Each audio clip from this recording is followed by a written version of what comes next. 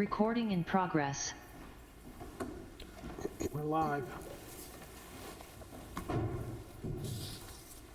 I think he just said, hold on. Okay, I do see the red light, so. let me check.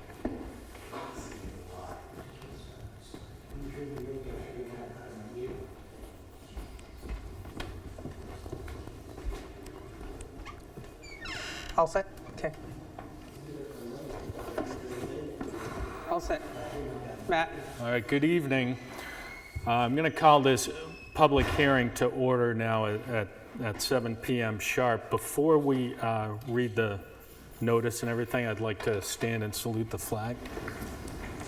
I pledge allegiance To the flag of the United States of America and to the republic for which it stands, one nation, under God, indivisible, with liberty and justice for all. Okay, so in accordance with New Hampshire RSA 676:41D, notice is hereby given that the Select Board will hold a public hearing on June 21st, 2022, beginning at 7 p.m. at the Newton Town Hall, to consider the following.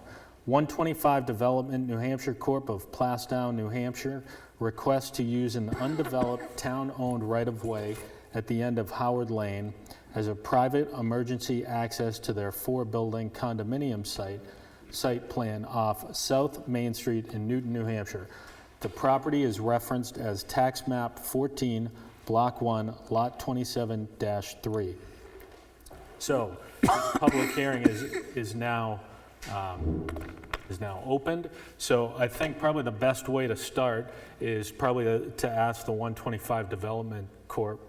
To try to kick us off here and talk about what you're asking to do.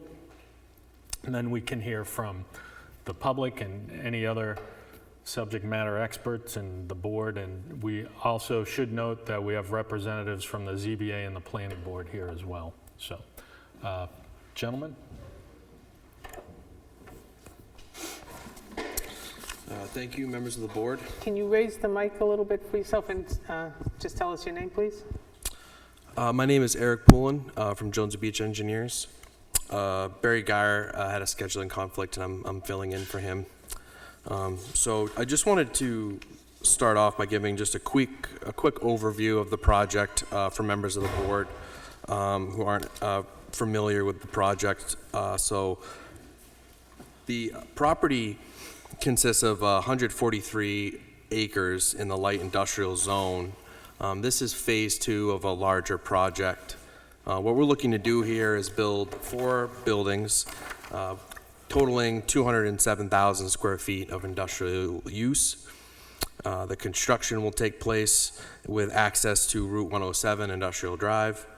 Industrial Drive will access Route 108, and there'll be approximately, with the current design, 1,955 linear feet of road, this ending in a cul-de-sac. The issue at hand here is the ordinance within the town of the maximum cul-de-sac length of 1,000 feet. To mitigate this, we have proposed an emergency access point to Howard Lane. This emergency access point would be a 12-foot wide roadway with a crash gate and would only be used by emergency vehicles in the event that Industrial Drive is inaccessible to those vehicles. This situation with the length of cul-de-sac road would be temporary in nature. This is a multi-phase project, and it's intended for the road to continue. There's a section of that road that is being proposed in this phase called Puzzle Lane, and that will bring through the project and then connect, which would then eliminate the issue here. But the primary issue is the fact that for several years that situation of the cul-de-sac being at that length that exceeds the maximum will be in place. In summation, us as a group, we're comfortable with this emergency access not being there if that is something that the town and the boards decide that they don't need. We're open to that, given the fact that we're gonna eliminate this issue with the through road in the future with a new phase. That could be executed with us getting a waiver issued by the planning board, and then the need for that emergency access will be eliminated with that waiver if the town finds that acceptable. So that's a brief summation of the issue with the access to Howard Lane, and I'm available for any questions or concerns that any board has this evening. Cool, and I think just to kind of refresh, so you folks have been to the planning board, and the Correct. planning board has, and the planning board, people can tell me if I'm wrong here, but the planning board has sent you to the Board of Selectmen for this stage because the planning board does not have jurisdiction to approve this usage because it's an undeveloped road in the town, right? Did I get that right, essentially? Okay. So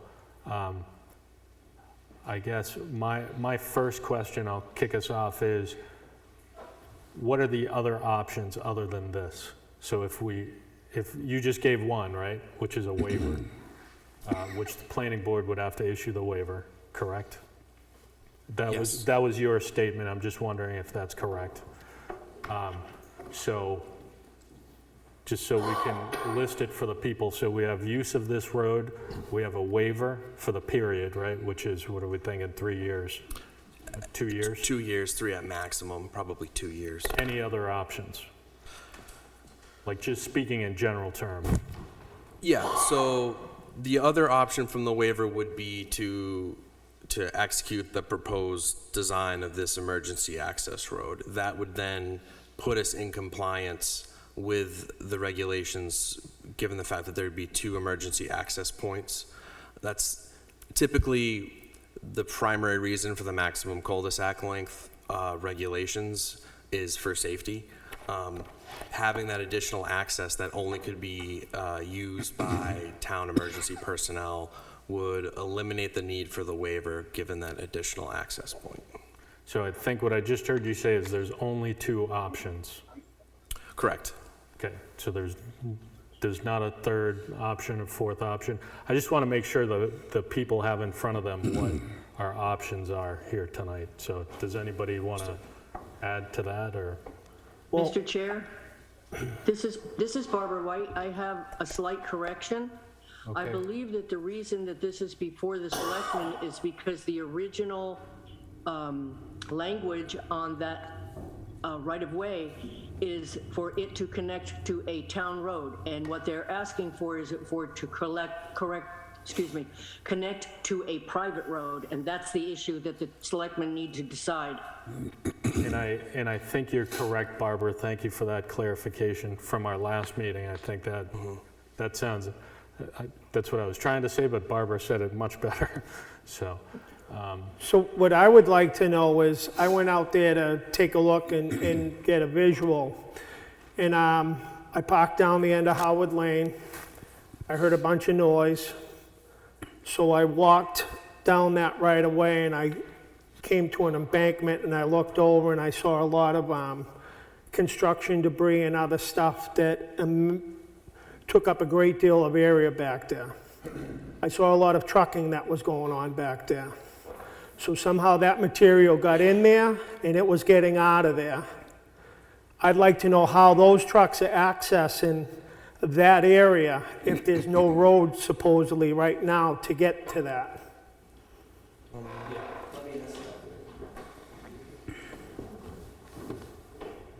Tom Lackboard, Nordic Constructors, agent for 125 Development. So the construction that you're seeing is been our gravel operation for 15 years, just under 15 years. We produce all our materials there for all the road base, all the septic systems, all the underground. We do all our loom screening, everything that we can do in-house.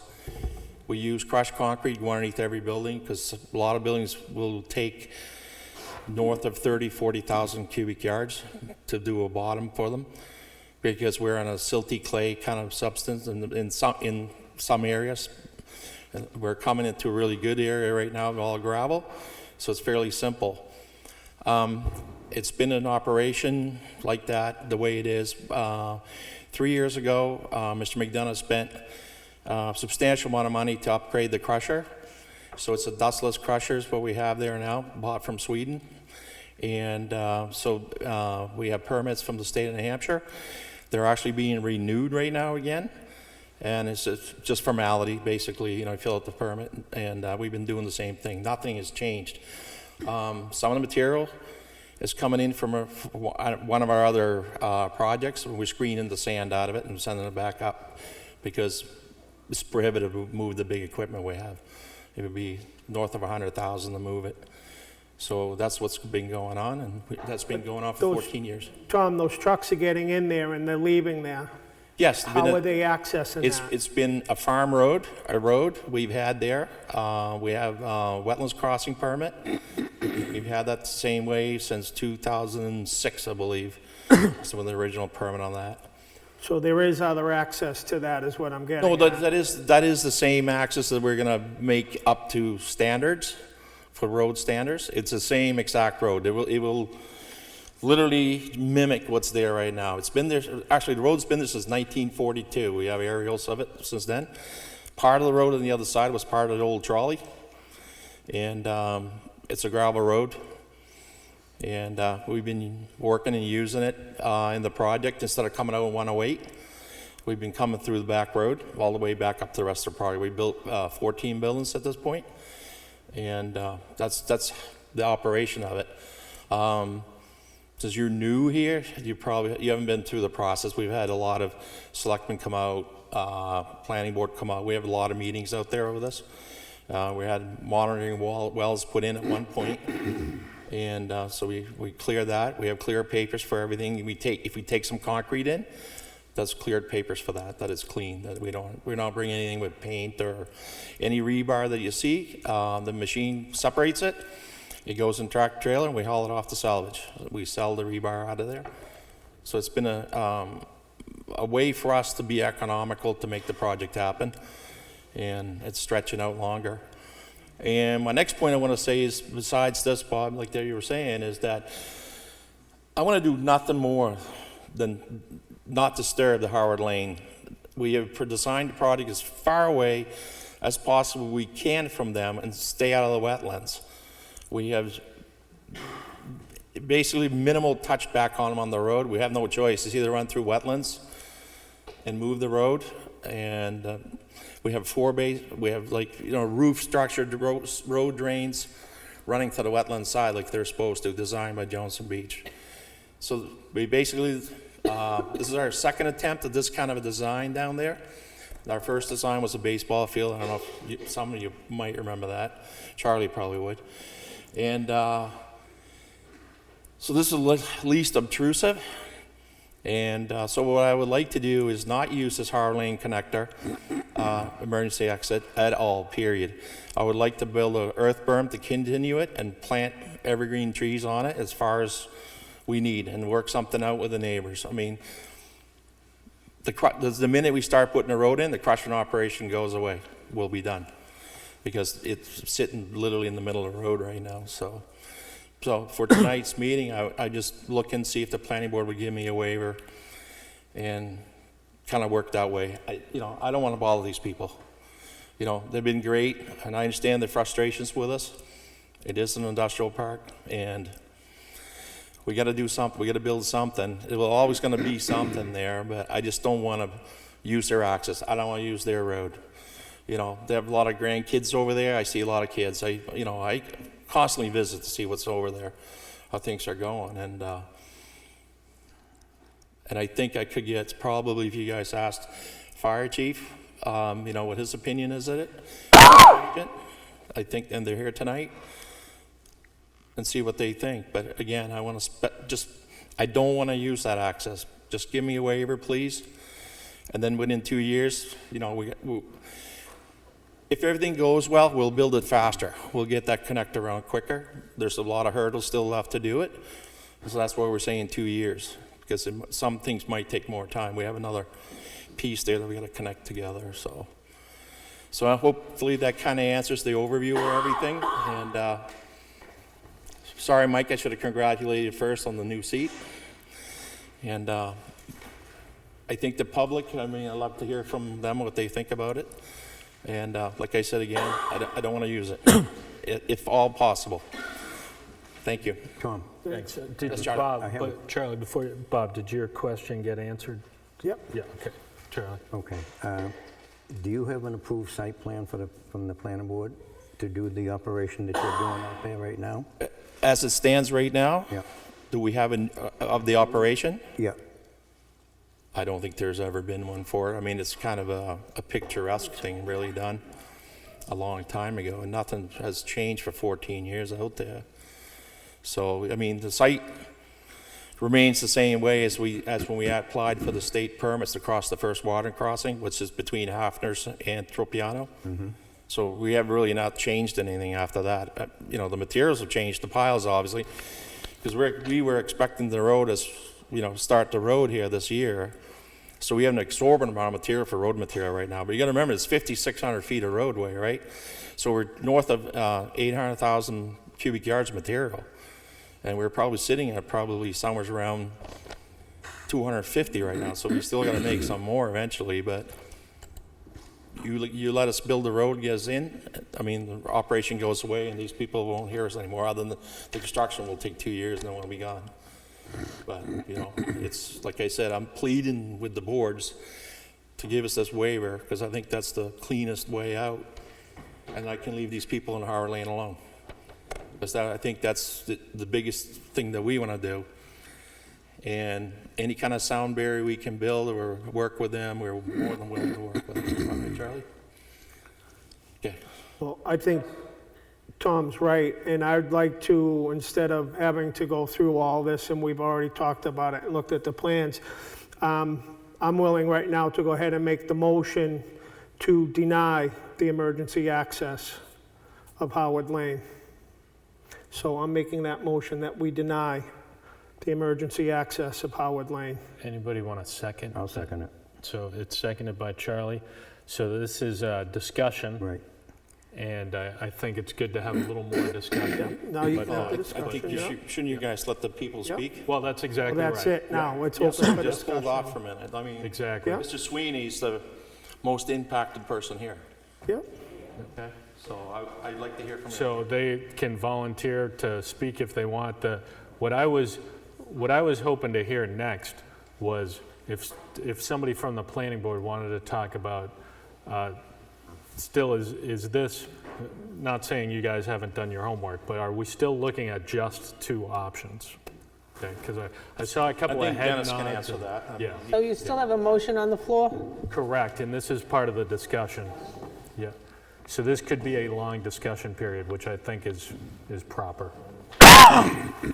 You're good, Dennis, I think. Dennis Moran, Chair of the Planning Board, Newton Planning Board. There is a third option on the table. I believe I asked it in the May 15th meeting, or 16th. Somebody could correct me on that. But the third option, to not request a waiver and construct the road continuous, is the third option. But during the meeting, it was brought up that at this point in time, it was economically unfeasible, and I believe the applicant and his representative did mention that their goal is to construct it in the next 2 years versus. Sorry, is that better? So I believe during the hearing about a month ago, the third option would be to construct the road continuous through and connecting to Puzzle Lane. But at the time of the hearing, it was discussed that that was cost prohibitive to the applicant. So a waiver was being requested to connect the Puzzle Lane South to Howard Lane. So that was the justification to request the waiver and postpone the construction of the road continuous, to therefore no longer need the waiver. So, Can I ask him a question? yeah, go ahead. Does Mr. McDonough, 125 Development, have an approved site plan to do the operation that they're doing out there on that particular land right now? I am unaware of that. That was not in front of the planning board during my time, so I can't say yes or no. But it's something we can certainly look into.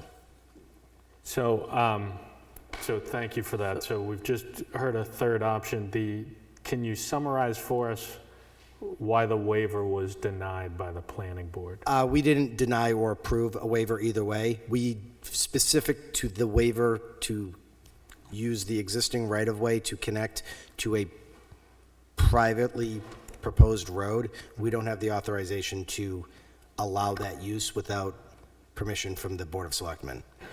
So we could potentially deny the waiver on the request of that it's not needed because they could connect to another roadway, but we don't have the authorization either way for that waiver. The other way around it would be for the planning board to approve the waiver for a road longer than a private road longer than 1,000 feet. Okay. So, but you would need something from us as the Board of Selectmen in order to take that next step? Correct. The potential denial of the use of the right-of-way in Howard Lane would then solidify the potential waiver for the roadway greater than 1,000 feet. Okay. Okay. Does that make sense? Yeah, basically. Yeah, thank you. So I just want to clarify for my purposes. In 2 years from now, if you got the approval, in 2 years from now, this phase would be done and you would have that connection to the other, it would be a through connection, correct? Right. So my question then becomes, why is it cost prohibitive now to do that road up front? Because it's 5,600 feet of road roughly. I understand that. Right. But if it has to be done within the next 2 years anyways. Well, during construction, it generates money, correct? Correct. Right, so there's probably... You're going to need to go up to the microphone so people on Zoom can hear you. Sorry, Nancy. So basically, you see these buildings that are on the project. We have 4 buildings right here, and they will generate the money to create the road. We have another hurdle in there too, Mike, right? You know, the workforce housing, remember? No, I know Right, that's up on the right So that's why side. I'm saying, like, you know, can I build a road? I can get to there in probably about another 5 months. Do you follow me? But I don't know where I am here yet. Okay. You know, it's a proposed development that's still sitting, you know, with Jack in zoning. Well, I will hear on that, I believe, in another 2 weeks, so if that makes any sense. It's about $680 a foot to build the road. So that gives you guys kind of the stand of it. I mean, if the project completes the way it is, what's in front, it's $187 million project at this point, because the numbers just keep crawling up, I mean, exponentially. And we have, there's 32 possible people that want in here. Obviously, they can't all come because we've changed it from the previous plan. We have a lot less buildings. We're gone from 36 to probably somewhere around 17 to lighten up the density from the original plan. But I don't know how else to explain it. You know, it's a business. You need to make money, Mike, to keep going. And No, I get the quicker we get, listen, if everything went smoothly, we'd be out of here in 4 years, be all done. So, It's no cost to the town. This is all private roads. We plow, we mow it, we take care of it. The people that make out is the town and Unitil. Unitil has already spent $3.8 million to point at this project already. They're sitting here waiting at the end of the road. I let this. So we worked hard with Plastow for the past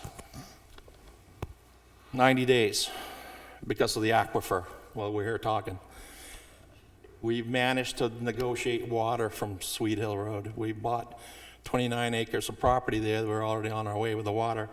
We got a couple little hurdles to jump into the southwest corner through a private lot in a subdivision. But we're down in here. If you go to Sweet Hill Road, we'll see us under construction. We had the permits in 8 days. they welcomed us. So we'll come through this hurdle at some point here. There's about 5 different ways to go. And we won't touch town water or the aquifer. So I just wanted to Yeah. jump in there. So if there is a waiver that's granted, you know, the steps, let's say it's granted, and we talked about this in the last meeting, I want to make sure I have this correct. The risk would be if, let's say, a tractor trailer or something like that jackknifes on Puzzle Lane and the emergency vehicles cannot get to the end of the cul-de-sac, right? So, and I think we heard from the fire chief, we heard from the road agent that they will get through there somehow, right? Like, I believe Mike was pretty firm. I think he would. But that's kind of like the goal will always be to get through there. If you want, Chief, if you want to give us your 2 cents. Yep, I think I'm Yeah, I done at think this you're good. point. Awesome. Thank you. Don't leave, but you can sit down. Evening. I mentioned this the last time we had this discussion, that the fire department did not have an issue with length of cul-de-sac. In our opinion, there is no difference, and I understand public, town, private, et cetera, et cetera. There is really, in our mind, no difference if a tractor trailer jackknifes in front of Puzzle Lane. It's the exact same thing. It's one way in, one way out. Okay, I also agree with Bob. There should be a waiver issued. The longer it takes for the town to make a decision, the longer we're going to keep on having meetings. Okay, I haven't looked at that right away that everybody's talking. I know it was mentioned, the crash gate.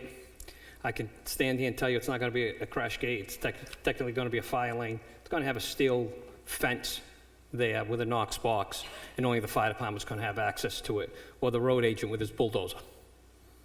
That's it. There's nothing going to be going down there except emergency vehicles. And that's why I actually put it in writing that we don't have an issue with the length of cul-de-sac. Because again, for the record, in our mind, there's no difference between Industrial Way, having an 18-wheeler jackknife in front of my apartment, or down the street at jackknifing in front of Puzzle Lane. It's the exact same thing. And again, I understand private, public, the whole thing. For us, it's the same scenario. That's all. Okay, thank you. Well, that was one of my key thoughts, that the whole process is that our emergency teams here in town are responsive, and if something happened on the new roadway, and then something happened in there, that problem on the roadway would already be getting addressed and probably done and out of the way so that emergency crews could get through. I mean, it's, you know, when you get an emergency, there's a phone call. The fire department, Mike, whatever, they're there on time, right away. They take care of these things. So I can't sit here and honestly say that would hinder another emergency taking place, because that one would already be taken care of that quickly. So I don't think that there is need for an emergency access. Thus, that is why I want to deny that emergency access. I don't think it's necessary. Trish, did you want to be heard on something? So this may be nothing, maybe it's housekeeping, maybe it's a point of order. I just want to make sure we're following procedure. When I was appointed to ZBA, I was told anything that came in front of ZBA that I voted on while sitting on conservation, I couldn't vote on it. I just want to make sure, Bob made a motion, and he's on planning board, and now he's selectman. I just want to make sure we're following the procedure and we're not doing anything illegal. I think it's all right because he's actually an ex officio. Okay, I just Which- wanted to put it out there. By nature of his seat on the Board of Selectmen, he has a voting seat because we made him the ex officio on planning board. And anybody have any? But he voted on planning board, Right, exactly. so can he vote now as a selectman? Right, because those two roles are by statute. I just want to make sure we're legal. I think what you're describing is if you got appointed to ZBA and then you were on Conservation, another like board. I, yes. You know what I mean? That'd be a little different. I just think wanted to throw it out there. Jim tends to be the one who knows about all this stuff, but, you know.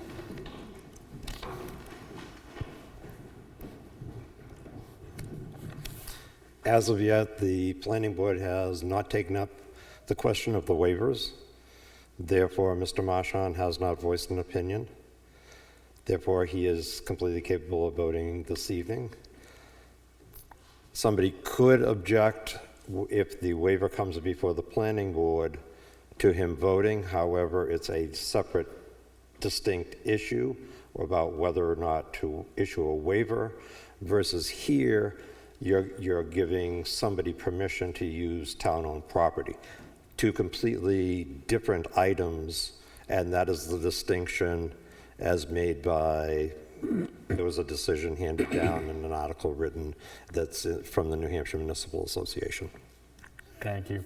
Can I ask him a question? Absolutely. Jim. Jim, before you go. Jim. Jim. Jim. Charlie's got something for you. Do you know if there's a site plan, approved site plan to do the operation that he's doing on the property? There is not.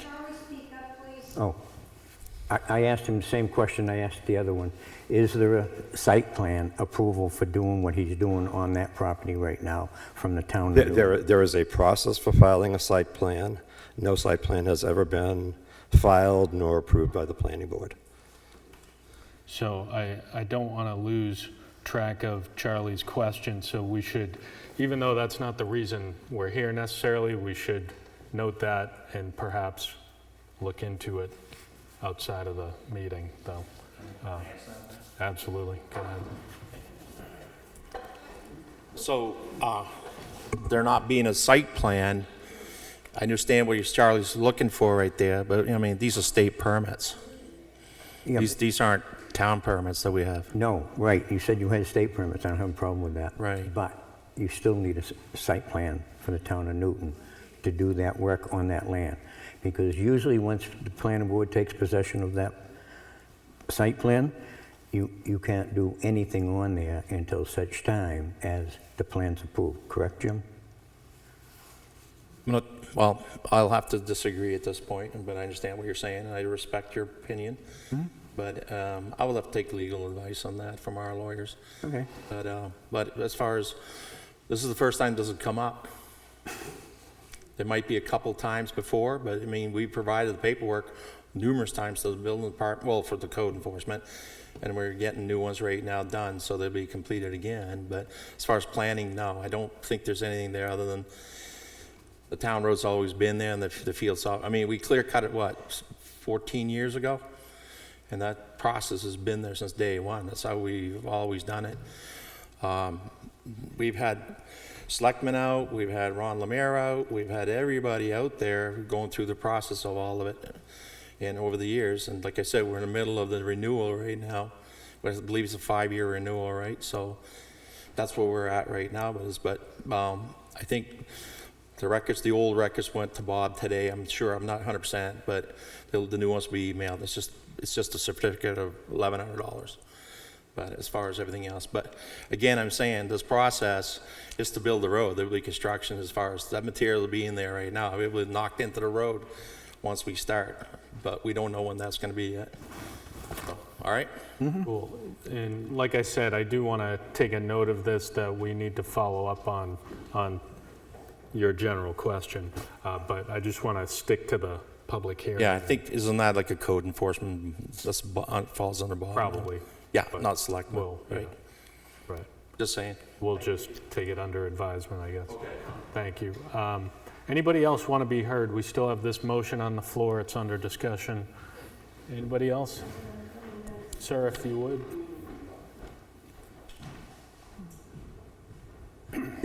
Hi, my name's Dan Sweeney. I'm 11 Harbor Lane.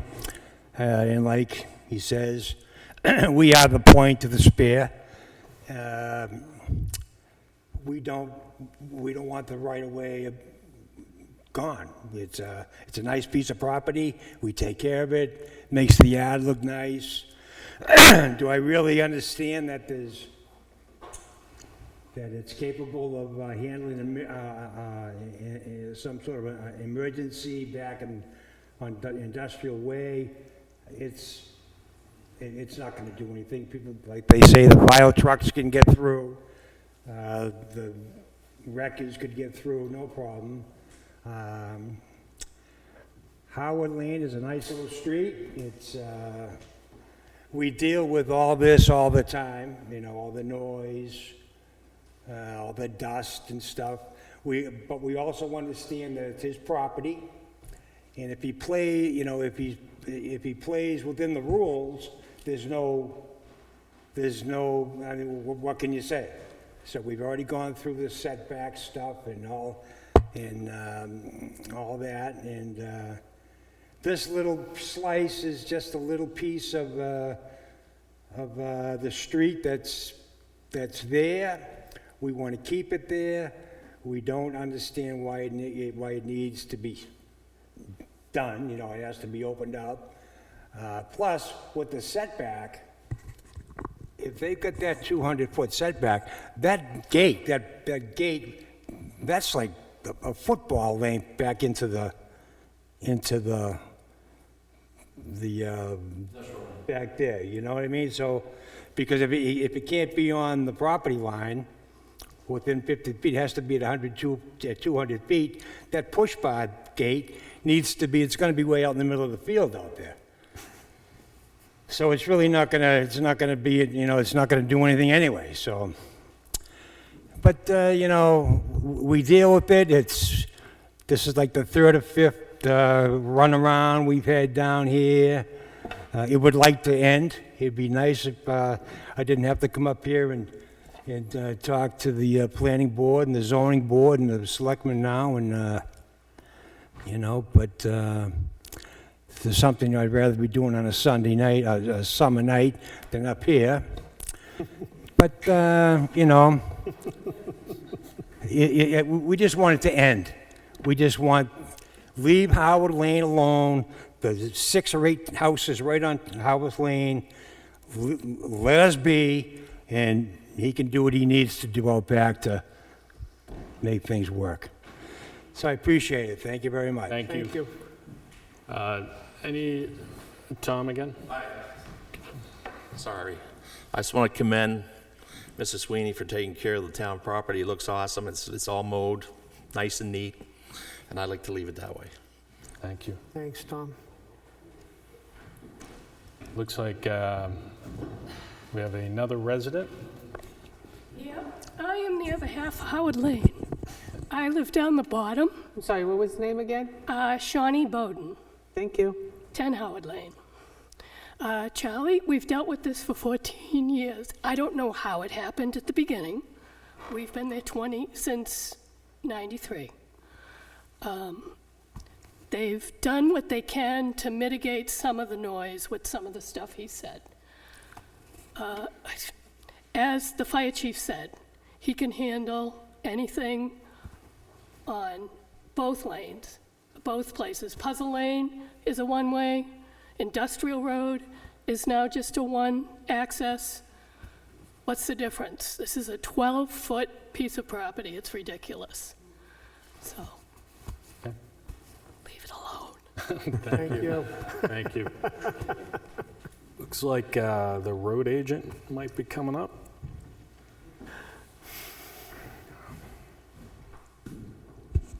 Good evening, Mike Pavero, road agent. I'm just going to add, I think I see this in the direction it should be going. I think we'll keep it that way. There's no need to go down Howard Lane. Second of all, there's a logistical issue. 5 months out of the year, you won't be able to use that access gate. Who's plowing it? Just bringing up a logistical question, especially after Mr. Sweeney said it's 200 feet in. Listen, I go around that cul-de-sac. There's some years the snowbanks on them cul-de-sac is 8 foot high, right? You're not getting in it for 5 months anyhow. It's an utter waste of time. Kill it on the vine now. There's no need for it. Fire chief's already told you he'll get in. I'll get him in if he can't get in. There's no issue. Thank you. Thank you. Thanks, Mike. All right, anybody else? Like I said, we still have the motion on the table. We haven't voted yet, so it's kind of a speak now or forever hold your peace before the vote happens. So I just wanted to cover this. So if this motion passes, then what would happen is we would then essentially kick this issue back to the planning board, okay? Just so everybody's aware of that. So I would assume the planning board would tee this up for your next agenda, next available agenda or something like that, right? Right, so if it passes, we're denying the access, the emergency access. Yeah, correct. If this motion passes, we're denying. Okay. So that's it. All right. So I'm going to call for a vote. So we have a motion on the table. We have a second. All in favor? Aye. So that's unanimous. So anything else before I close this public hearing? So like I said, the next stop, unfortunately, will be the planning board. So already on. Cool. So at 7:40 p.m., I'd like to entertain a motion. Actually, I don't need a motion, right? So at 7:40 p.m., I would like to close this public hearing. Before I do that, just so everybody knows, we're going to immediately start the normal Board of Selectmen's meeting. So if you don't want to stay, you don't have to. We have to, just so you guys know you have to stay.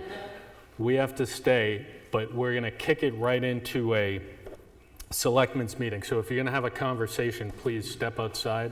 It's a beautiful evening, because if you have conversations in the room, we can't always hear what's going on up here. So at 7:41 p.m., I'm calling this public hearing closed, and I thank you all for your attention. So we'll call it at 7:42. I'm going to call the regularly scheduled Board of Selectmen's meeting. Let me just switch my computer. Before we start that, Yep. Once you open it up, Yeah. I'd like the floor, please. Yeah, I think Bob has something to say, so. All right, so at 7:42, Diane will call it, I'm calling the Out of recess. meeting, the public meeting out of recess at 7:42. And the first thing I'm going to do is, we've already done the Pledge of Allegiance. We came out of a non-public meeting earlier tonight, and I'll make the motion. I would make a motion to seal the minutes of that non-public meeting until, in the opinion of the majority of the board, the circumstances no longer apply. Could I have a second? Charlie's my second. Any discussion? All in favor? 1 second. Aye. Aye. We need to, Oh, good point. Thank you, Diane. So I think my hearing's pretty good. I'm going to change that motion because I need to add to my motion that we're going to seal the minutes other than the payroll or the compensation information that needs to be given to the bookkeeper for her to act on. So can I still have a second? You've still got a second. Thank you. All in favor? Aye. Thank you, Diane. So Bob had an announcement I think you wanted to make, Bob? So, our last meeting, which was June 7th, I'm a man that lives by a code of morals, and I broke those morals. So, and I did it in the public meeting. And I attacked Selectman Melvin's character, which was not right of me to do, because there's only one person that sits in judgment, and I'm not him.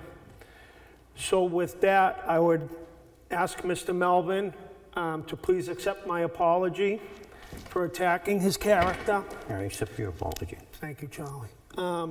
And I would also like to apologize to the public for doing so and acting that way as the selectman of this town.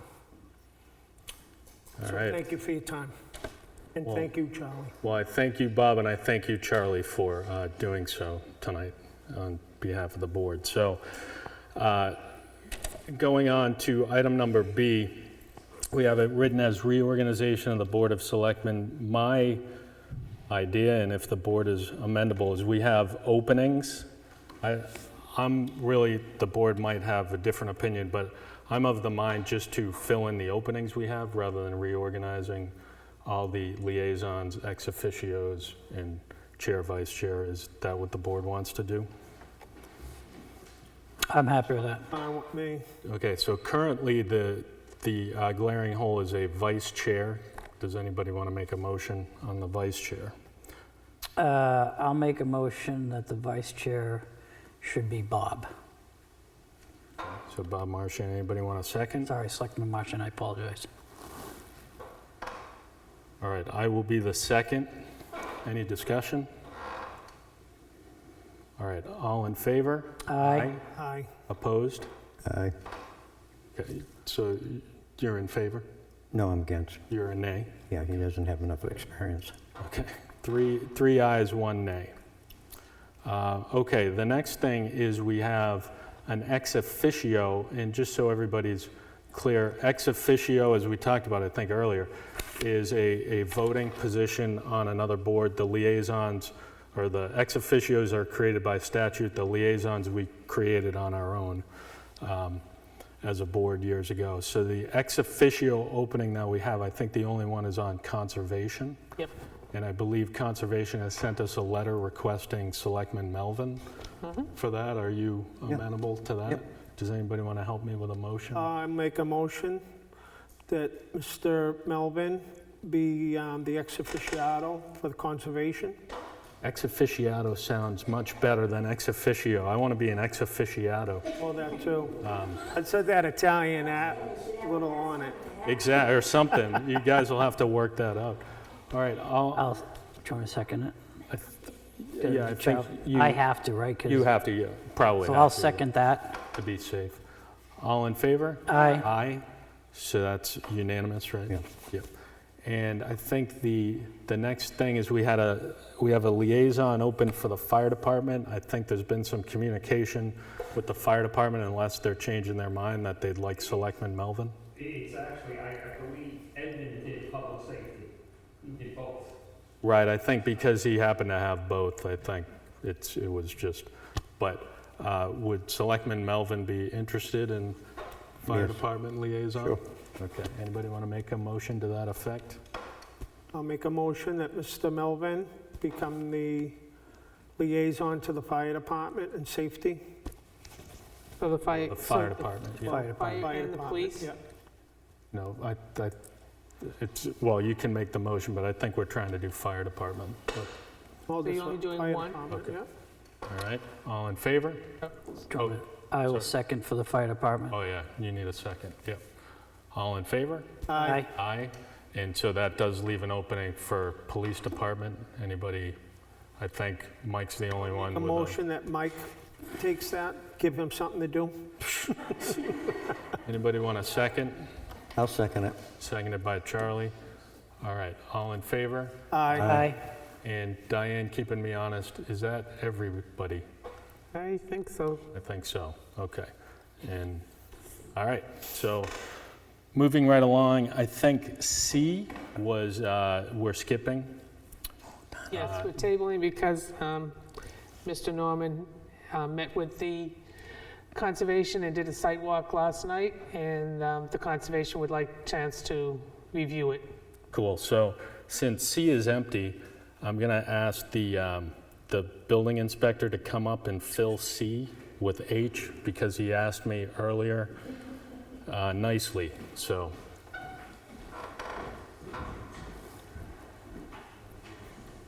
So you're doing H as our third one here.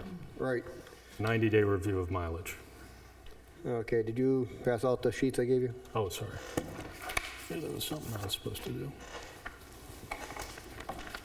Pass that down. The first page is the mileage you guys asked me to keep track of the last 90 days, or whatever days it was here. I don't know if you have any questions on those.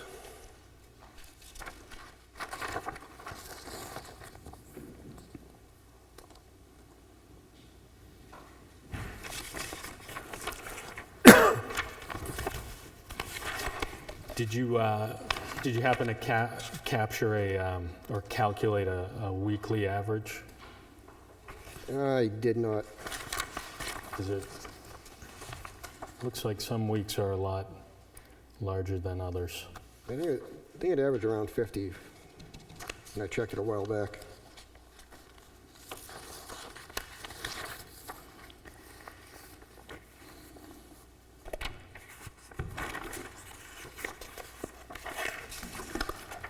All right, no questions on that. Then the second page is, you can see where it says Bob Stott. From that point down, totals 29, actually 30 permits that people were doing jobs without getting permits that I found throughout the town, and they did. Most of them didn't realize they needed permits because they were doing the work on them by themselves.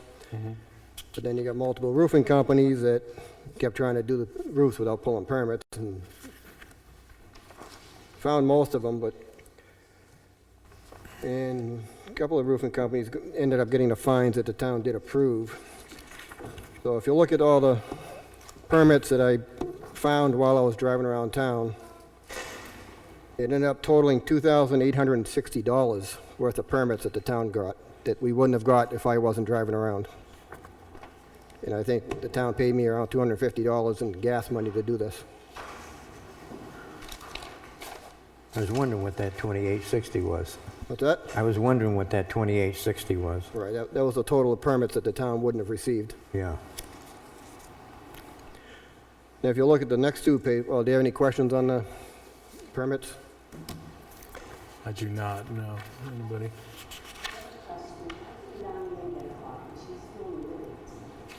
She can have this copy when I'm done. I don't have a copy. Tell you what, why don't you give you mine? This one? It's nice if we could get these things ahead of time. So is this 2860, does that represent what you've gained back? Or is that something that we've lost as far as revenue? No, that's what I've gained back. Okay, thank The you. permits that people didn't realize they had to pull. Okay, thank you.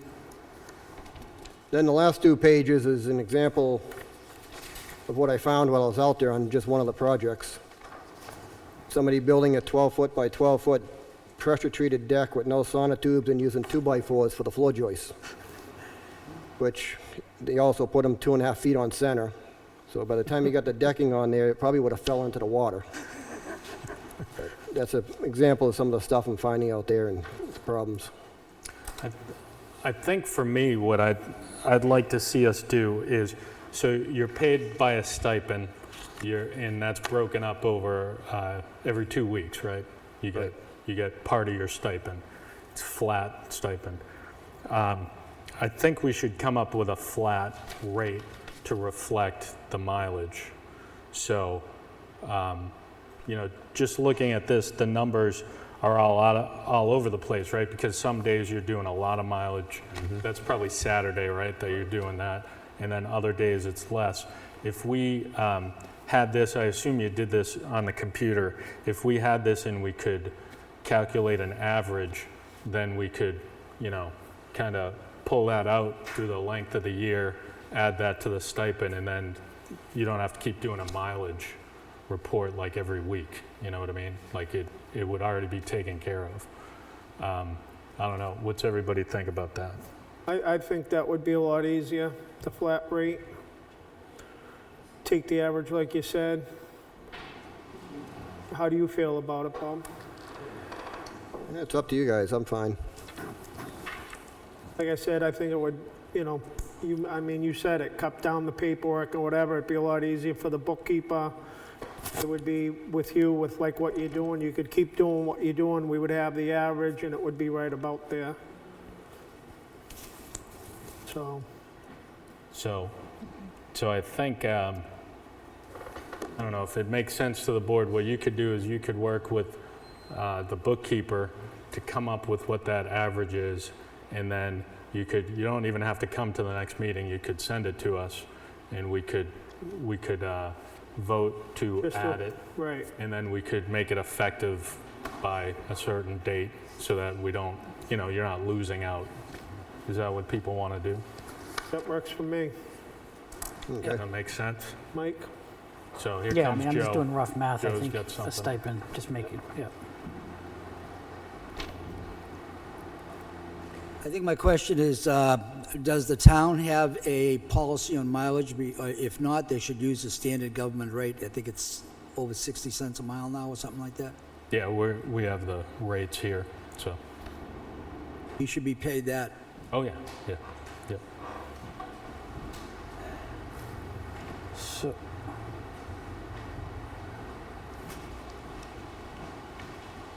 Jack, did you have something for us? Yes, Jack Kozak. Yeah, I think he should be paid on a mileage basis. If we give him, it's what's the reimbursement, 58 cents a mile? I think that's Yeah, what the it's government reg is right now. 58.5. Yeah. I hate to see an average. That kind of limits his job, I think so anyway. I would rather see him churn in the mileage on a weekly or monthly basis, get paid that. Thank you.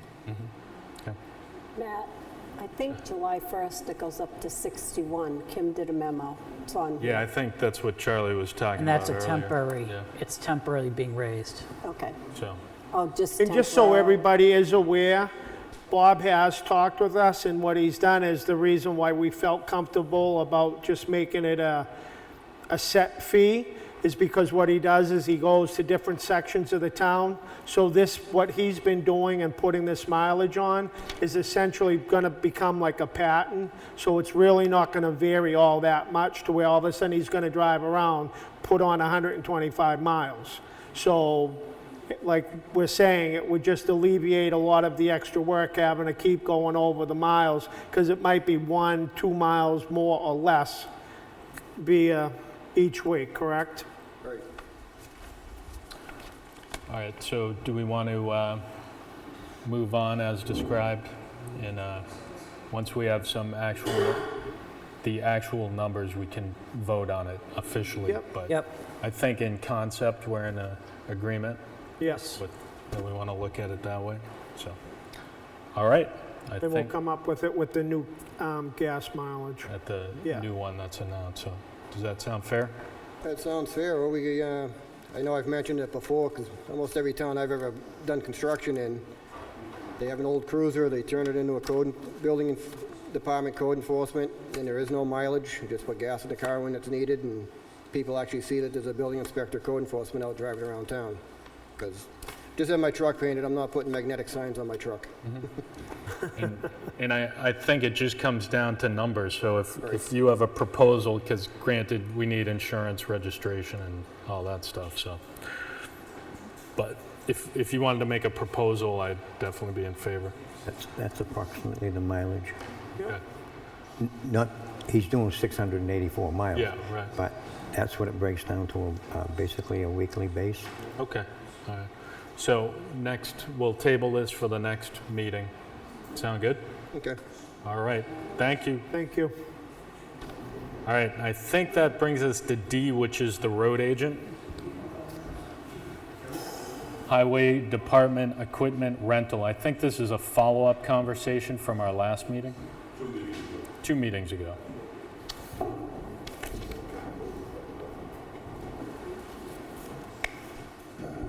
Good evening, Board. Mike Pavero, Road Agent. Good evening. Yeah, it was 2 meetings ago. I went in front of the board, and I had mentioned to you, because of the increase of operating costs, mostly fuel, that I was going to have to go up on rental rates. Either pay a fuel charge or go up on rental rates. The increase in the rental rates, my office calculated to be somewhere around 15%, and that could move if operating costs continue to increase. After I had left, later in the meeting, Selectman Melvin brought up an issue which was, and I'd like to clarify it now with the board, was charging me rent for 8 Merrimack Road. Listen, that's not going to work for me. I'll be right up front with you guys. I heat the building out of my own pocket. I've done upgrades to that building out of my own pocket. If anybody thinks the road agent job in this town is lucrative, you are mistaken. You also brought up, Charlie, the equipment park down at Dugway Road. Yep. Listen, guys, it'll be the board's decision. I don't care. I can take everything away. I'll put it all up in my yard in Atkinson. I went through this a number of years ago. I forget how many years ago. I leave my equipment here for the benefit of the town, not my benefit.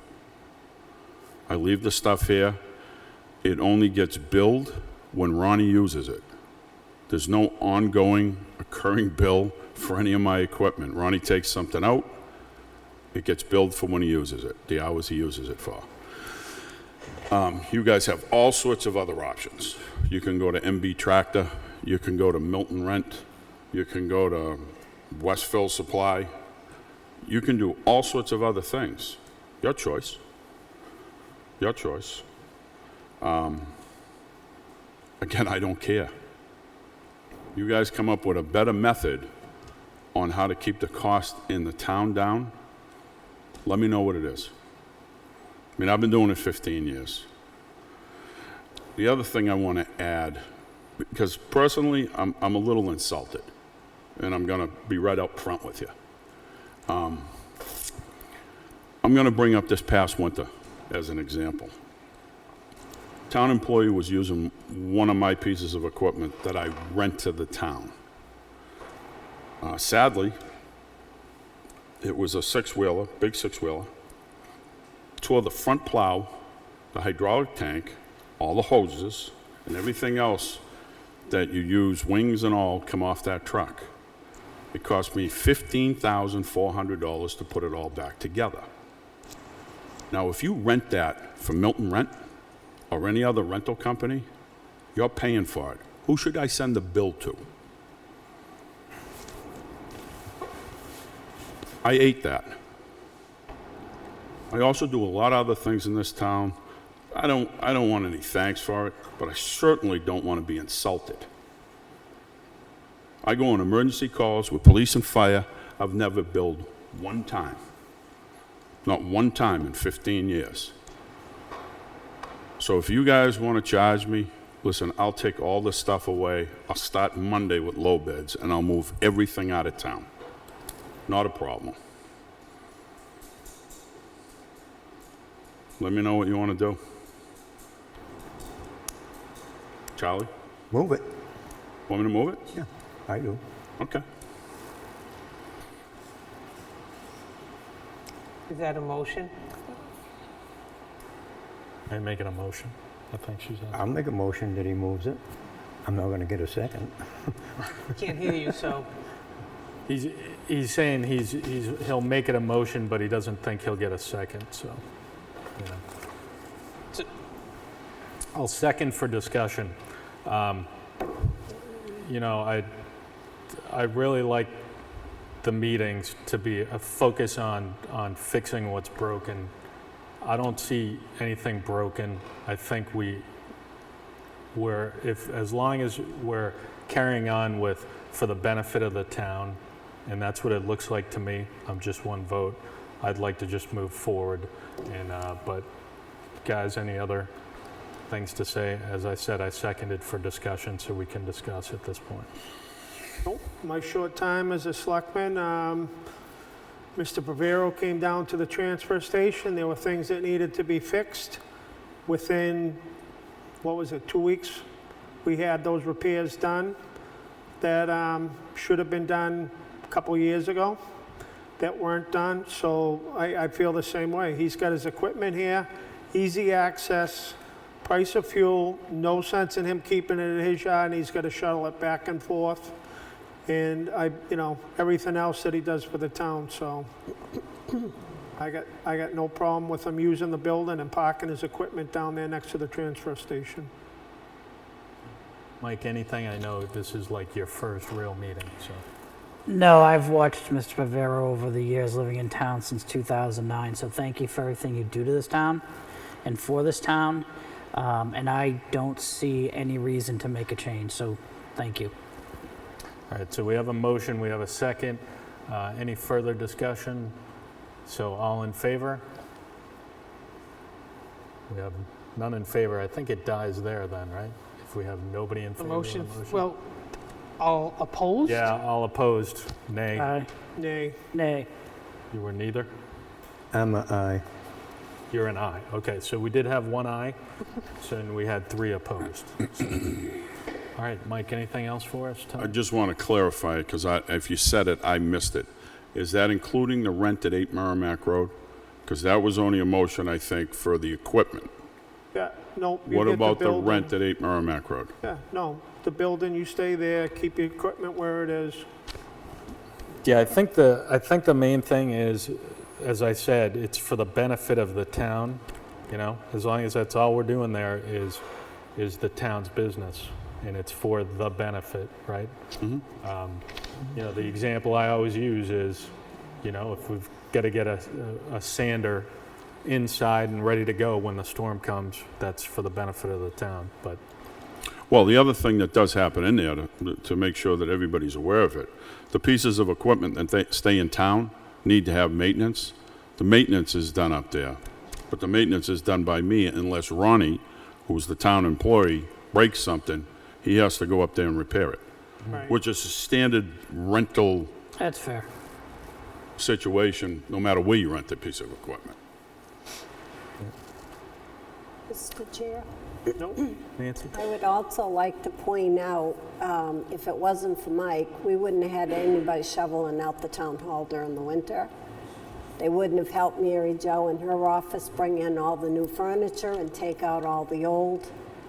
It's never ending with Mike. He's constantly doing something to help all of the departments. And I think the discussion that was made that night was by one selectman and one selectman only. So, I mean, we made a motion, the motion failed, so anything else? Well, you know, back to the original question that was asked before that became a topic. Do you want to do the fuel surcharge, or do you want to go up to 15% on the rental? Okay. You wanted to do the fuel charge, right? Well, I think the fuel charge is fair, and here's why. Some of the small equipment that we use, or I rent, you know, weed whackers, chainsaws, power brooms, pole saws, they use very little fuel. So if I go up 15% on that, I mean, I make out on the deal. But I think to keep it as fair as possible, just pay the fuel surcharge, and I leave the rental rates the way they are. That's fair. So I'll make a motion that we approve the fuel, maybe see if I can say this right, the fuel surcharge payable to the road agent Mike Pravero. Anybody want a second? An effective date, starting when? I'll second that. Starting effective, when'd you bring it up, 2 weeks ago? Just something like that. You can just pick a Starting date. effective what, the beginning of this month? 2 meetings ago, so it was a month ago. A month ago, yeah. So we had a second from Charlie. I think that was a friendly amendment to add an effective date. But we had, at that meeting, we had it all written out, so we should probably be motioning to accept the proposal as written, right? Because I believe you had all the numbers in our measuring stick, right, that we're going to use, so. Well, you had no numbers that meeting. Okay, so do we have numbers tonight? Well, it'll just be a fuel surcharge. So if we want, and I can get with Kim, you guys approve it or not. Yeah. So it'll be the increase of fuel, Yeah, the cost at the pumps, yeah, whatever that delta is, right, but, from a month ago. right, so I guess to really put a cap on this, we need to know exactly that, you know what I mean? What the dollar amount is? Exactly, yeah. I think it's like $2.75 or something a gallon, but Yeah. yeah, I mean, I can get that and give it to Kim or Nancy or Well, he whoever. can get the numbers, Kim can calculate it on the sheet, and then the board approves that. How's Okay, you that? guys comfortable with that in Yep. your motion? Yep. That, you know, I don't know if you want to add anything to it with the numbers provided to the bookkeeper, provided by the bookkeeper. Because that's normally how we do it, Mike. You work with Kim, and then Right. it comes before the board for their approval. Yeah, we're gonna have the same thing as we get into the winter season. Right.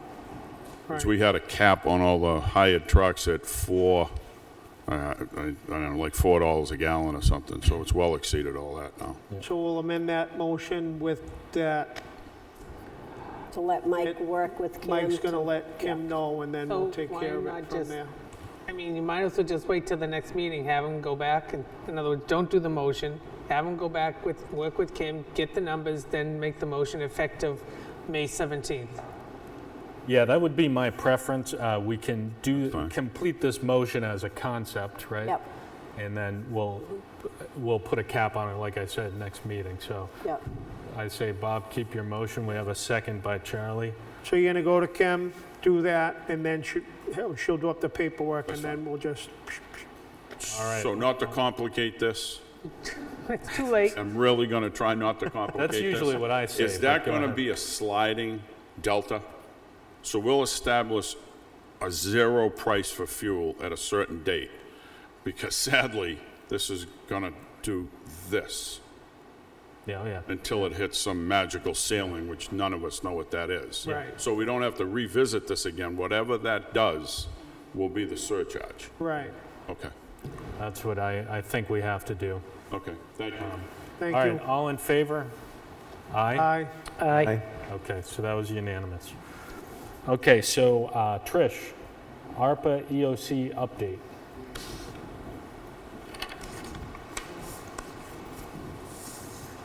Okay, so I'll try to be quick, because this is a long meeting.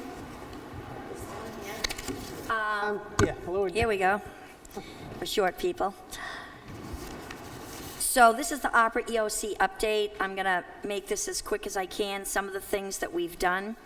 But before I do that, I sent over to you a purchase order that was from April 17th. It was from the local equipment grant that was written and was actually accepted by the government, by the governor's,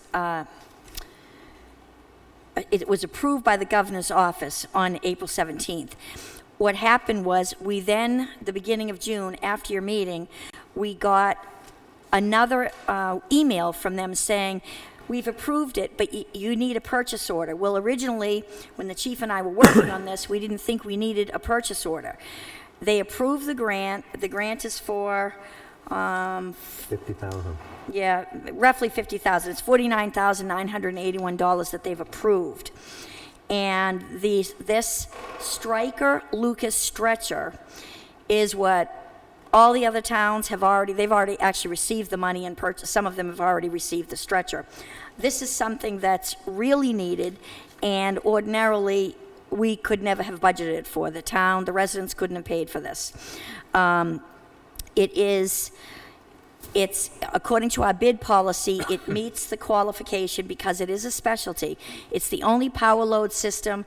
It prevents back injury to all our EMS. It's almost, and we're being told by even insurance companies, it's almost like having an added insurance policy preventing additional workman's comp claims. And what I just, with the help of one of our paramedics, he recapped it for me, and I'll just read a small amount. What they say is each year back injuries cost the economy nearly $50 billion in direct medical bills and lost revenue. And $20 billion of this comes from injuries related to healthcare profession, including EMS, paramedics, emergency services. This cost exceeds all the back injuries to do with construction, mining, and manufacturing. Each individual back sprain carries an anticipated direct cost of over $18,000 in physician and medical bills, lost income, and employer costs. So it could cost us money. So this is going to actually help us, which is why so many of the local towns around here have already done this when this grant said they would approve it.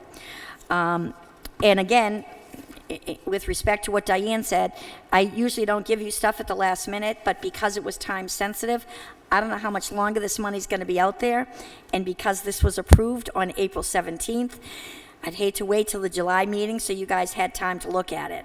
The difference in the 50,000 and the 77,000 is coming from our EMS and ambulance accounts and our equipment purchase line items. However, we may actually be able to also put that difference, which is roughly, say, $17,000, through the ARPA account. I won't know that until I actually have something in writing. So there's a good chance we can cover the whole thing through grants. Right now, my only guarantee is that 49,000, almost 50,000. So I don't know if you have any questions. You want me to keep going with the report, and then you can figure out what you want to do. The only thing, let me read what the governor said. The only thing they're waiting for is the signed purchase order. That's the only thing they're waiting for. And we only have to say that, we agree to purchase it before December 31st of 2022. So we've got plenty of time to make decisions, if there's something else we want to do. But as far as the governor's office goes, we need to get this in. Uh-oh, am I saying something wrong? So just the rough math here, so everybody, they don't have in front of us, they don't have in front of them what we have in front of us. So I see 77, 377, 50. Yes. For the whole thing. For the whole thing. You're saying with the grant, as much as we can use this word guaranteed, for at least 50,000. It has already been approved for 49,981. Right. So pending a purchase order. Worst case scenario is we would have to come up. Correct. With 27,000. Correct. The difference. So my only question is, where would we take that out of? That's what I just said. So the Yeah. difference. Oh, I said 17,000. Sorry. Yeah, the yeah. difference is coming from the EMS account and/or the equipment purchase. If I can't get ARPA to cover it. Right. So. Yeah, I was just trying. I didn't think that EMS account had that much in it, though. I think it had. Well, you might know. Last time I looked, it was 20-something thousand. Okay. Good evening. There is funds. There's 49,000 Okay. in the apparatus, equipment, revolving, and I believe there's 19,000 in the EMS. The big difference between the two numbers is the second time was all the extended warranty on the unit.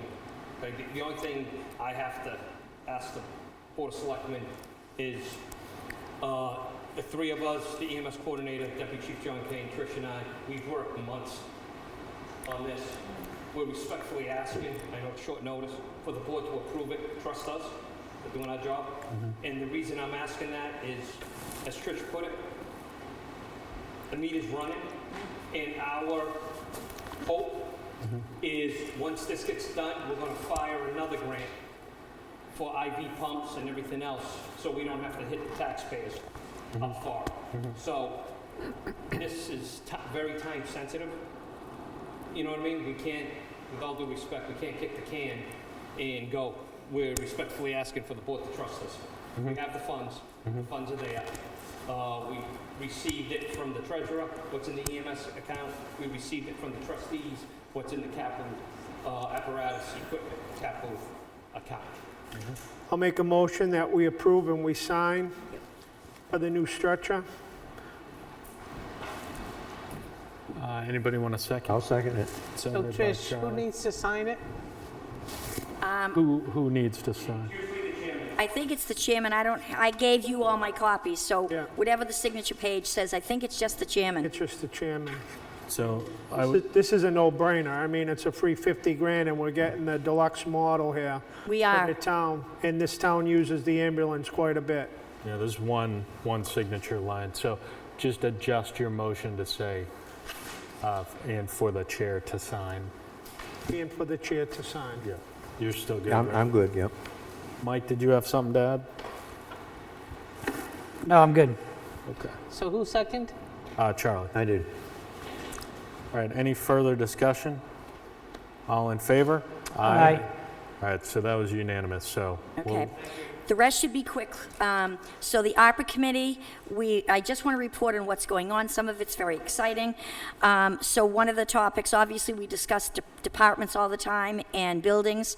So the transfer station came up, as it always does.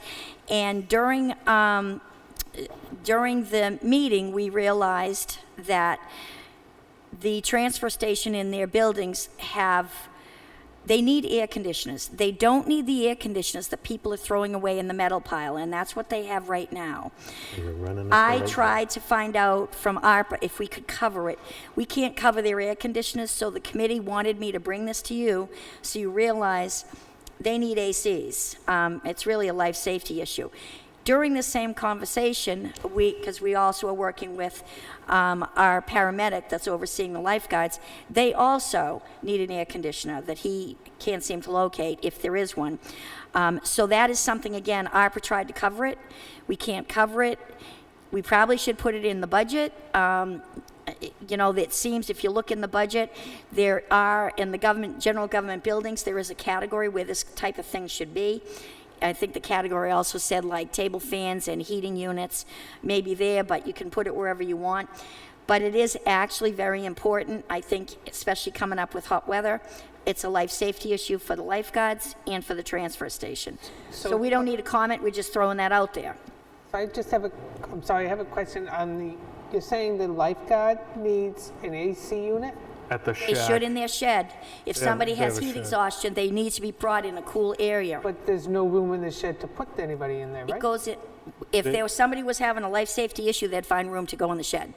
Yeah, they I've been in that shed, typically. it's not that small. Yeah, typically, what they do at the beginning of the season is they take stuff out so they have. Right. Yeah. And you can buy them these days that you don't even have to put them in the window. I mean, that place where they go and have lunch, they have decent sized ones that just stay in the room. Right. And you know, and there is money in the budget that they could buy their own and put it in Right. there. And we try to, but we can't. Now, while I'm bringing up the lifeguard stations, Before you leave that, though, Oh. can I just put this out there, and I don't think we need a motion, but Okay. can we ask the department heads to come back with quotes and requisitions, and we can either approve or deny them, and hopefully we'll have a meeting soon, so it won't be in October that we look at these, but you know, transfer station, just go get a quote for what they need, and you know, the lifeguards can get a quote for what they need, and we can have hard numbers to look at. And like I said, we can deny it or approve it. So we're not approving it tonight. So is that why you're coming up here? Okay. Okay. okay. How are you? Okay, honey, hi. Can we throw the highway department in? Not me, not for me. You have one highway employee. Yeah. He deserves a break room and a place for an air conditioner. Okay. And again, if there are other departments, I'm not spending the money tonight, but if there are other departments, we need quotes that we can talk about and that we can vote yay or nay on. So Nancy, you I want have to a say something? question. Charlie, you've been talking about the electricity at the transfer station. Yep.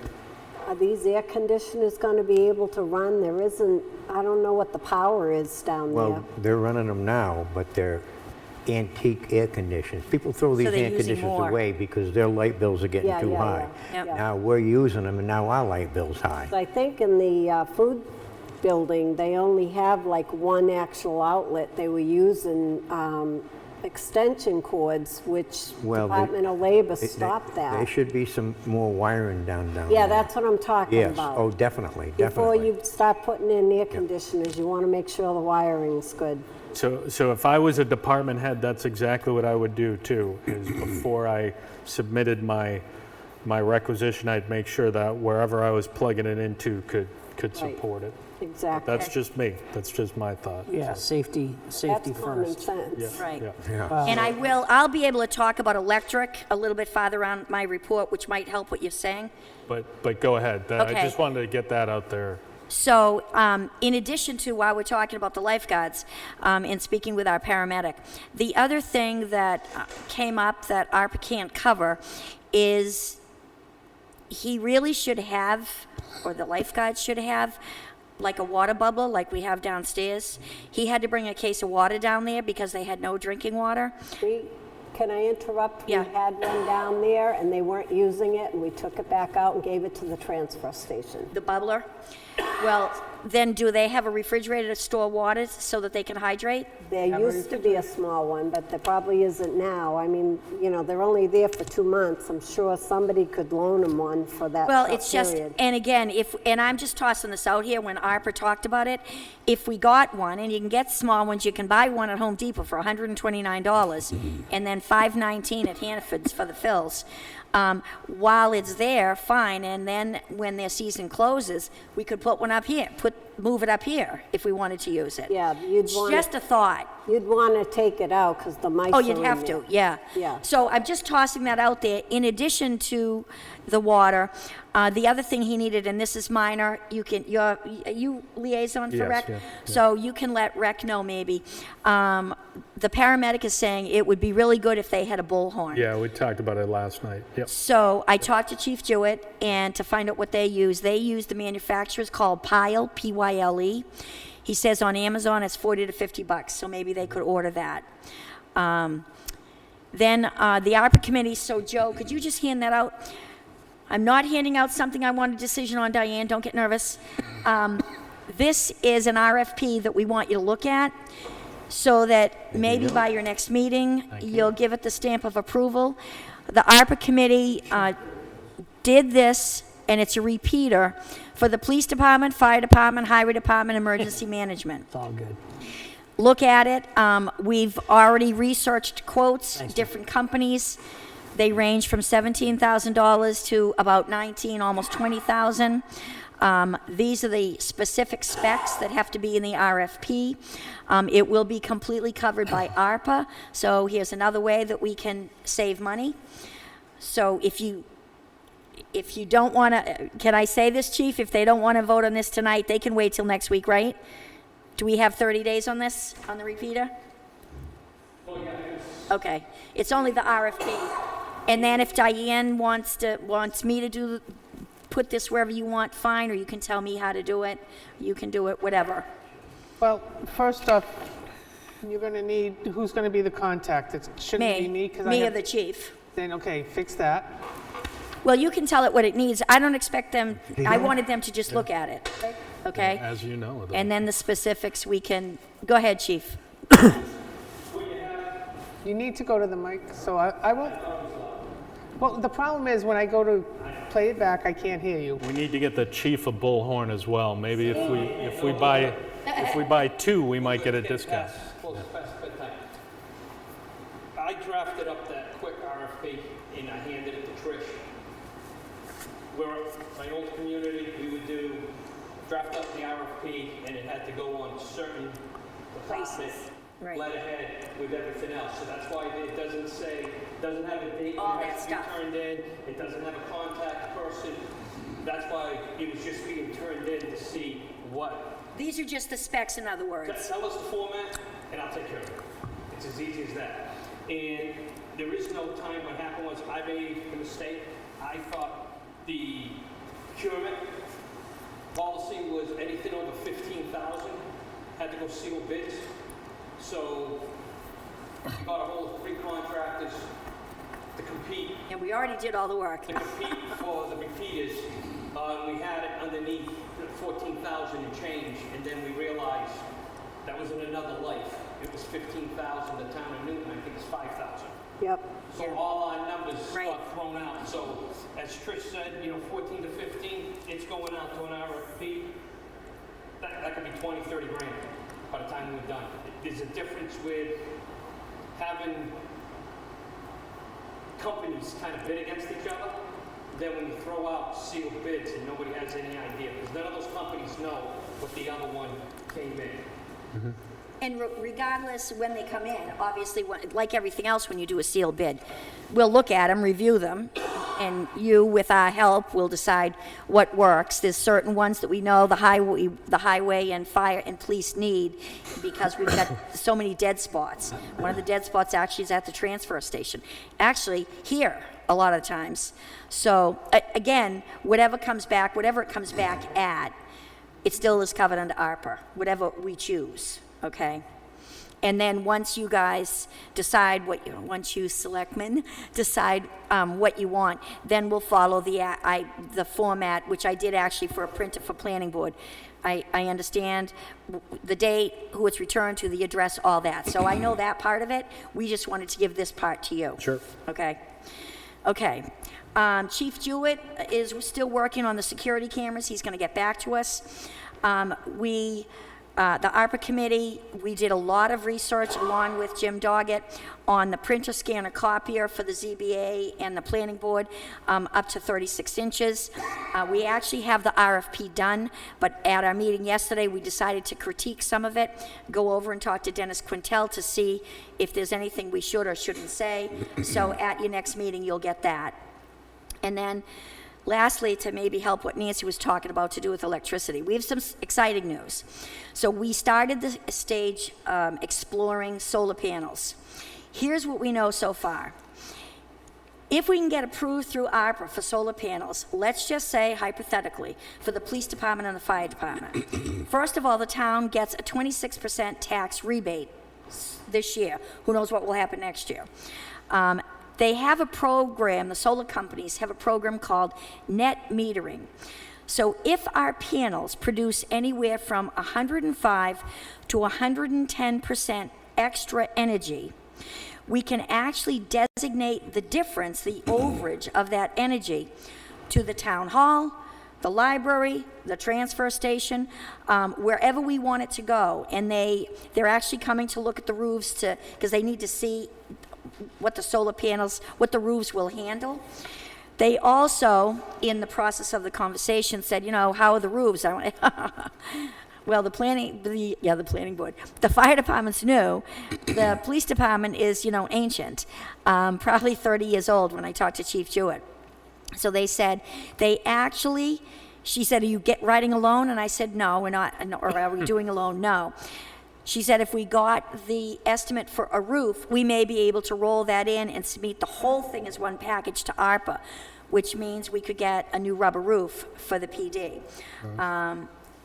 Chief Jewett said, the rubber roof might be, $30,000. Of course, costs are all going up daily, so we don't know how that will change. But again, we're just exploring. They also reminded us on a side note, and you've probably already seen it in the news, the electric costs in New Hampshire are going up. Originally, they thought by the end of June, 16%. They changed it. It's going up 50%, 50. Yep. So the fact that maybe we could get solar panels and supplement the town hall, the transfer station, maybe the library. I haven't talked to the library, so they may or may not want it, but certainly town hall could use it. And like Nancy said, maybe the transfer station. So that's exciting. So we're in the beginning stages. Oh, Mike.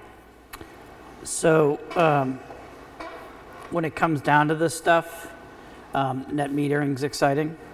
It's trued up annually, so you need to really do your research on that. Say that again. What's annual? It's trued up annually. Yes. So you get all these credits during the summer. Yep. And in the winter when you need them, it's a minus. Correct. So you gotta. And she talked about that, right? Okay. But it's still, even if it's only in the summer, you're gonna, it's helping at least a little bit, more than we have now, certainly. It can. Right.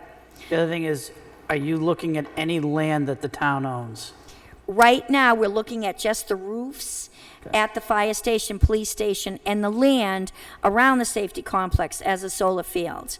But that's, again, this is all in beginning stages. We actually talked to Chet. He was over today and talked to the chief. So that's beginning stages. So there is other land that we own. I don't know what would be really good for solar panels, but certainly these buildings, the way the roofs face, seem like it's almost a no-brainer. But again, we're not the specialty. They're going to tell us. They have some software called Aurora software that they come in and they go to the buildings that, are the subject buildings, so to speak, and they tell you, or in a field perhaps, Mike, they tell you which of the areas where is going to be the hottest to collect the most sun. So there's software equipment that actually does that. The other thing I wanted to let you know that the road agent, figures he's gone, nice Mike, He's working really hard with me on another grant. It's going to total a little over $505,000, which is for twin culverts over on Wilders Grove Road. We've already submitted the letter of intent, and we're waiting for the next step. And I've submitted the last of the Homeland Security message board sign reimbursement. As of July 1, they're not going to give any towns any more, they call it a PA, any more funds towards COVID, whereas we were getting all kinds of funds for equipment. This is equipment reimbursement. So I wrote the last one. It's $58,793.04. I'm not sure when we'll get it. They still have to upload it into the Homeland Security site, but I'll keep you posted. And I was notified today that our second check, which is the last half of the ARPA check, is going to be deposited into our town account for $257,955.30 by the end of this month. And this is the last half of that $515,000 grant that I wrote. And this is what we're using to pay for town items. We can earmark, I guess is a good way to put it, anything we want to spend this money on that qualifies, and you have to use these qualification questions. We have till 2024 to qualify it, and Correct. then 2026 And to spend it. 2026 to spend it. Yep. So that's kind of exciting, and that's what we're working on. So that's my quick, almost too long update. No, that was fine, thank you. Yep. So Trish, do we need a public hearing to accept that We FEMA? will. So Kim doesn't know it's coming yet. I don't know when it's coming. It is going to come, but is it too late to add it to that other? No, it It's isn't not too late? Because that's not till July 19th. 19th. Okay, I'll give you that amount, exact amount, and where it's coming from, All right, I'll just add it to that one. and add it. That'd be awesome. Okay, good. Okay. Thank you. Thank you, And- Trish. And could I just, Thanks, Trish. before we leave that, and I think Rec Commission has a couple of requisitions coming your way, Diana, if you haven't seen them yet. But the stuff that Trish was talking about, a lot of it is low dollar, kind of like no-brainer stuff. I'd like to see if we could expedite those, because the lifeguards are here for such a short amount of time. So if we were to wait for another meeting, it might be kind of too late. So Season will be over. Exactly. So, or halfway there. So I think all the requisitions don't need to be approved, right? Because How much Is it are under they? 1,500? they're, Is it under 1,500? yeah, it will be, yeah. Yeah, then you don't even Need to need be approved. Yeah. Is it under So- 1,500 coming out of your budget? Oh, yes, yeah. Then yeah. yes, you're So good.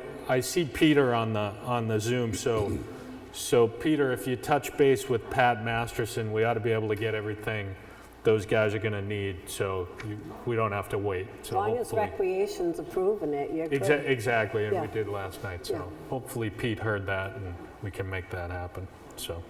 Okay, moving on.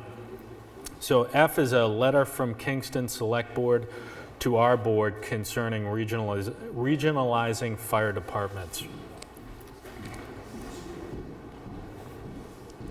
Why don't these people sit on that side of the room? Because they don't want to be on camera. It adds 10 pounds. Yeah. Just a quick thing, to touch base on what Trish said with the solar panels. I was told by the project manager, the fire station, the committee, the building committee that worked on the fire station had the vision. The station was designed to put solar panels on it already. That's one. And two, one of the manufacturers that Trish has been talking to will be there Thursday at 10 a.m. If anybody at the board I'll be there. would like to join, that way. Is it a manufacturer or is it a solar company? It's a solar company. Okay. It's a solar company. It's the company that Trish has been talking to today. I got the phone call for Thursday, 10 a.m. They're going to be at the station. Okay. In regards to the topic that's at hand, there was a meeting, I believe, last month. Yep. Mr. Melvin and Bob was there. There was about 15 to 20 communities, fire chiefs, deputy chiefs, town administrators, members of the Board of Selectmen there. And the main reason for the meeting was there was one community that is been doing a lot of mutual aid to 3 other communities in the area, not Newton. 3 other communities in the area, and what's happening to that community is when their ambulance goes to one of those other communities, we were told, for example, one community, I think they did 58 times, 56 or 58 runs last year, and that was just to one. If they have a second EMS call or fire, nobody's coming back in. So they brought up the point of regionalization. For the committee that was, the members that were there, I have no problem districting. I came from districts. The only issue I had that I had my point at that meeting was it should have been the fire chiefs discussing it, not the Board of Selectmen asking other towns to help us, okay?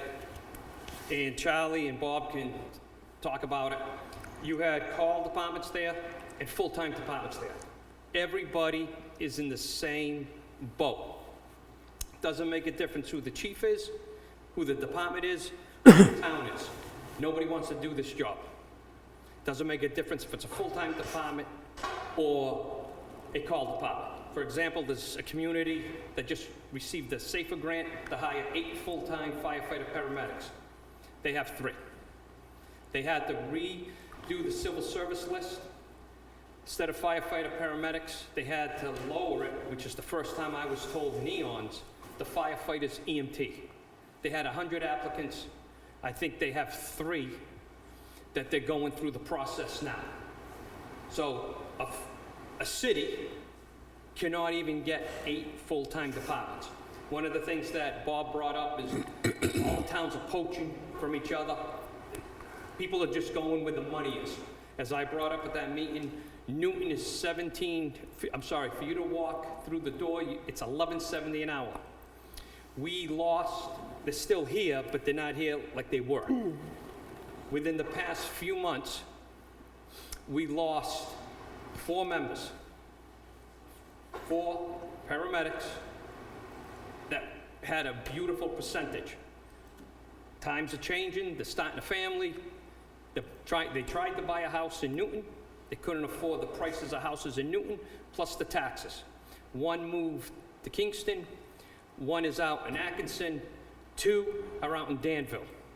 The 2 that are out in Danville, they're paying Newton for firefighter, paramedic, ranges between, I think, 18 and 20. They are walking into the Danville Fire Department at $26 an hour. That's what we're competing with. Individuals that are firefighters walking into Danville at 26, walking into Newton probably, I think, at 14. So the town, which Matt and I, we've talked, I'm working with the deputy, we have to change the matrix. The town has to really, and the board has to really think on what you want to do with public safety. And like I said, I agree with the regionalization. It should start at the county, not a couple of towns trying to get together. It's the exact same thing when you get a few towns as the school system. Like I said, I came from districts. You'll put yourself right back when you only try to do 3 or 4 communities. And again, does not make a difference whose name is on the door or what town it is. Nobody. And you can just Google, call the state. Nobody wants to do police, fire, or EMS. Is it because of money? It's the money. Is it 100%? Is that what we're talking? For Newton, what I found is some of us that are dinosaurs. I'm 42 years. When I started, I think I was probably $1 something. 2 o'clock in the morning, I was coming out. I got Captain Zielinski here. He's another dinosaur. What we're finding, it's the dinosaurs that are still coming out from, say, 10 p.m. to 6 a.m. The other thing we're finding is, with everything going on, the individuals that are working, that used to work 1 job, are now working multiple jobs. We have individuals, as Charlie brought up, we have 1 firefighter, he's working for 3 departments, now he's going to start working for 4 departments to try to make ends meet. We are fortunate in Newton that we have a private ambulance company. There's 2 more years left on that contract. If they decide to leave,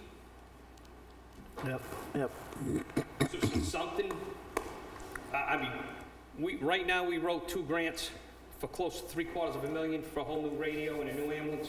The next one we're gonna write is, we're gonna try to go for the SAFER grant, which is what the city did to try to get full-time firefighters. We have to do something. We've been advertising, I think, for the past 3 weeks, and this is our second round.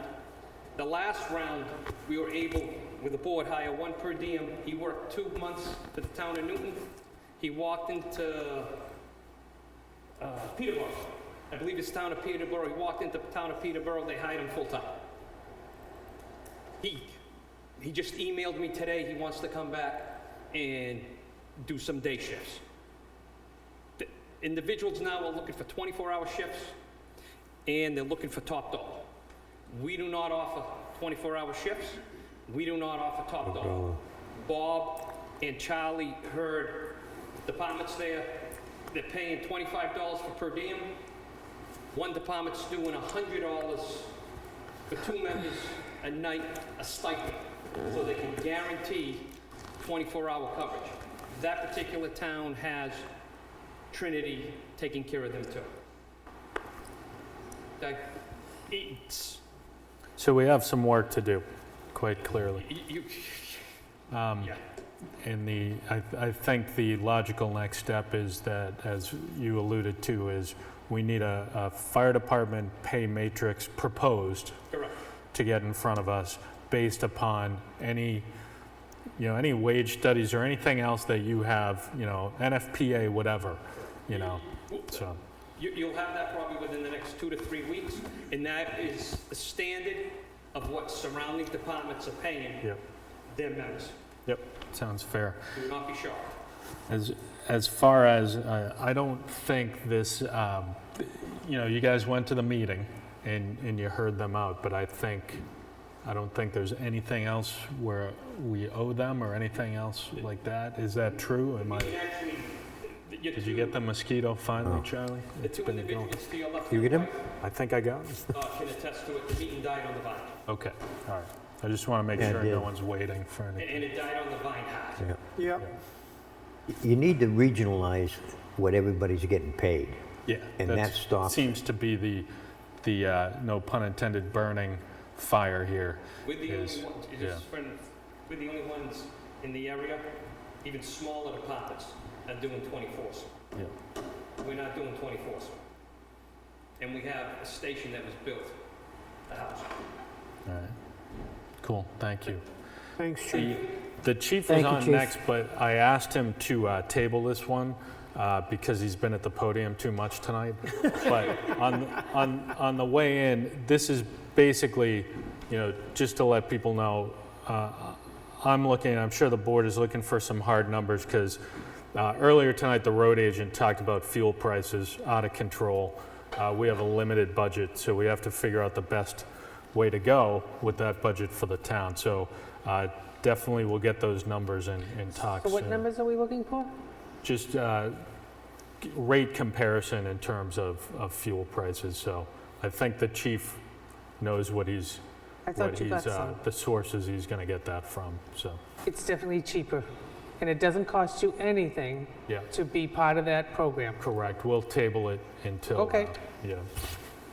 Okay, we already did H. So I is an intent to cut, and that's for New Boston Road, tax map 3-1-12, and we had a learning experience last month, I was right? going to ask Yes, about you that. did. So it's good if we could frame that somewhere, but the DRA told us there's basically 3 reasons to deny an intent to cut. 4, Diane? So there's 4, and those 4 we would use. It has to be those 4, in other words. So anybody have any issues with this intent to cut? Anybody want to make a motion to sign it? I'll make a motion that we sign this intent to cut. Anybody want to second that? Can you read off the number, the map number, Bob, so we have it in the motion? So go ahead, Bob. One sec. Yep, shoot. You have it? It's map 3, lot 12, 3-1. Yeah, map 3, lot 12, 3-1. No, 3/1/12. Yeah. I'll make a motion to sign intent to cut for map 3, lot 12, 3-1-12. What? Get a second on that? I'll second. Mike is going to second that. Any discussion? All right, all in favor? Aye. And Charlie? I'm going to go an aye. You're an aye? Okay, so that's unanimous. All right. All right, Jay is an update on commercial trash hauling permit fee. So last meeting, the board asked me to look around and the other surrounding towns to see what they were charging. So I checked with Nottingham, and there are commercial companies that offer trash pickup services. These companies do not take the trash to the town's transfer station, nor does the town charge them a permit for this service. Sandown has the same type of service we do. They consider it a service to the town, and they do not charge a permit fee. Plastow, East Kingston, Southampton, Danville, they all have curbside pickup, don't need it. Okay. All right, anybody have any questions on that information or anything? So this is for, General knowledge, I think, okay. based on our discussion last time, so. Okay, gonna move on to K, electricity supply aggregation contract renewal. So back in 2019, we did we joined an aggregate with, that was sponsored by Rockingham Planning Commission. That time is coming up October 31st. I just want to know if the board would like to have a representative come to a future meeting to talk and explain it to you. Is it 31st of October, October? but you have to have your MOU in, I think, at the end of August. Yeah, What do so, you think, Mike? Can you make it? Yep. Do we know when's the meeting? No, that's what I'm asking. we could attach it to one of our agendas. You have to have the agreement in by August 31st, right? Is that what you said? I believe the MOU has to be signed by August 31st. Yeah. So you'd have to meet before that so you can get into the, Are we meeting with Rockingham? You'd be meeting with the representative from Constellation. Oh, sure. Yep. I would just try to put them on in July. Can we try to, whatever the first July meeting is, whatever that may be? July 21st, is it? It depends. Now that they might meet July 5th. At the end of the night, we'll figure it out, but the first July meeting, I think, is when we Okay. should do it, yeah. And try to get them on at the top of the meeting, perhaps. Well, I mean, you brought it up real quick. So, So everybody knows this, the first scheduled meeting of July is July 5th. 5th, right. Which is, I know it is for me, a lot of people are on vacation that week. The following Tuesday, though, the planning board is meeting. Is everybody available? How about that Monday before, on the 11th? Can we do the 13th, the Wednesday, maybe? Or the 13th? This far in advance, I can make And I things can't work, do so. the 13th. You can't do the No, 13th? I've got Okay. an 8-hour class. You can do the 11th, though? Could you Yep. do the 11th? Yep, I can do the 11th. The Monday? Yeah. 11th? So, Monday, the 11th? For you, Bob, yes. You're the best, Mike. All right. I'm glad you asked him. So when are you meeting? So, July 11th. July 11th is a Monday, so we would just, hopefully we'll have a short agenda, but perhaps, Can we have dialogue? Hint. Diane, short agenda. Yeah. Not me that puts all this stuff on. So this aggregation's coming from Rockingham Planning I'm Commission. sorry, what? The aggregation's coming from the Planning Commission, right? Is it the The Rockingham? aggregation, Planning board, the Rockingham Planning picks the company Correct. that they're going to go with. So can we have dialogue directly with the planning commission about what I saw put in front of us? I don't know, we'd have to ask them, I guess. We can ask. Can you ask for We me? can ask, see if they can come to a meeting, but they're probably, I think they just like get the people together and that's it. Are you But I'll ask saying you somebody. want to converse directly with the people, like through email or something? Through email, I just want to understand why they're going, I want to know why they're picking just one supply or I supplier. think they go out to bid, to be honest, don't they, Diane? I don't think so. I Not don't if- know. These are questions that you should ask them. Yeah, I want to be able to ask questions of how does this aggregation coming together, why they're picking a certain supplier, Yep. and I also, there's some All other right, questions that so I we'll want to just- ask. I'll just ask them to see if they can, somebody can join the meeting on July 11th. Yep. All right, thank you. So we'll shoot for that then. And I think our next item is, here we are. The pump. So So it's the I pump went out for and got- Greenie yeah, Park. I went out and got 2 quotes for the pump for the at Greenie Park, which you should have there. Obviously, there's one a lot cheaper than the other. And just to tell people, let's not mention names in the public meeting until we, And not which dollar amounts either. and not dollars.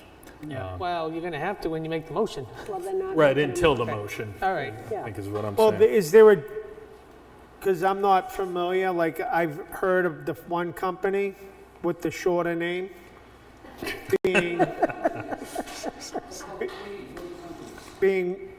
being reputable and of good They're service. both but- reputable.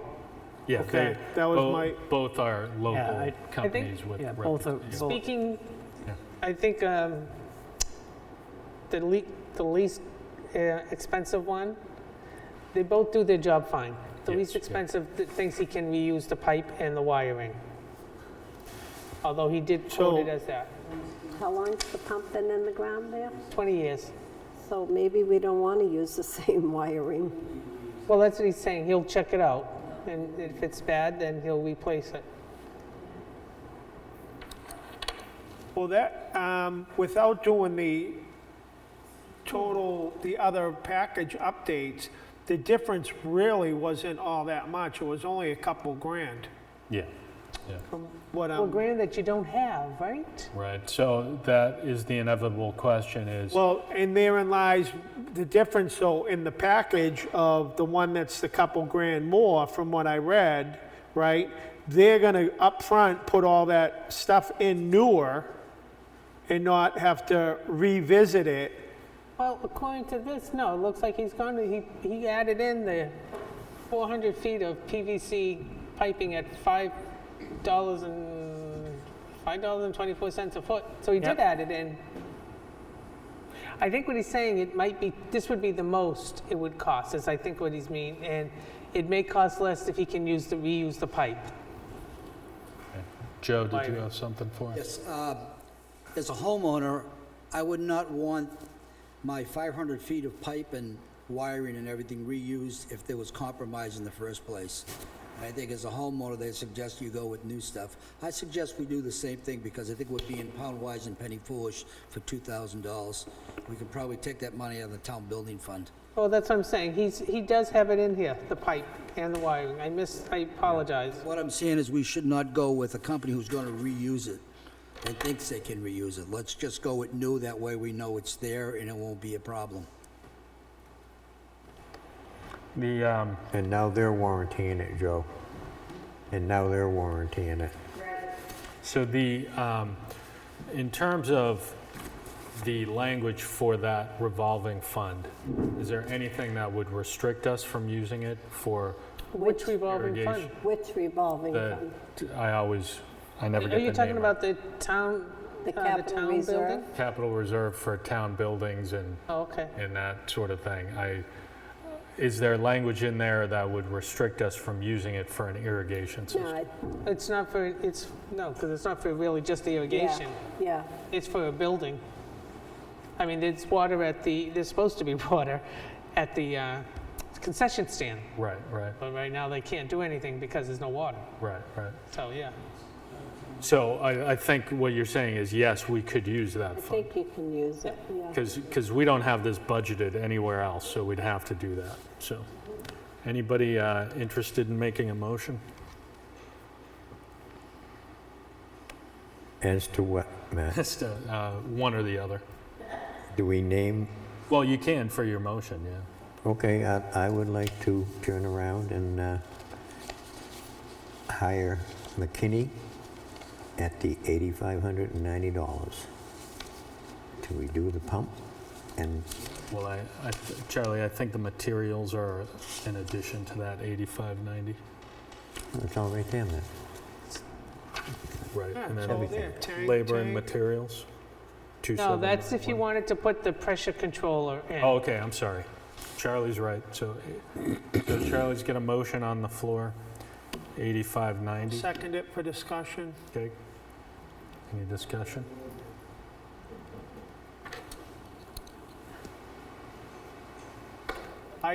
Personally, I think we should go with the other company. I think, like what was said, they're going brand new with everything. It'll be a done deal, warranted, guaranteed. I don't think we need to go with the high-speed pump, which was an additional couple grand. We're looking at, I think it was a difference of about $3,000, but they're doing soup to nuts, and it'll be done and taken care of. With the way the prices are going in materials, trying to get materials, if we do this not complete and do it all at once, by the time they turn around to try to go back and do the other things, it could end up costing more money. So you understand that this guy is replacing the pump, the pipe, the wire, and miscellaneous materials and tank.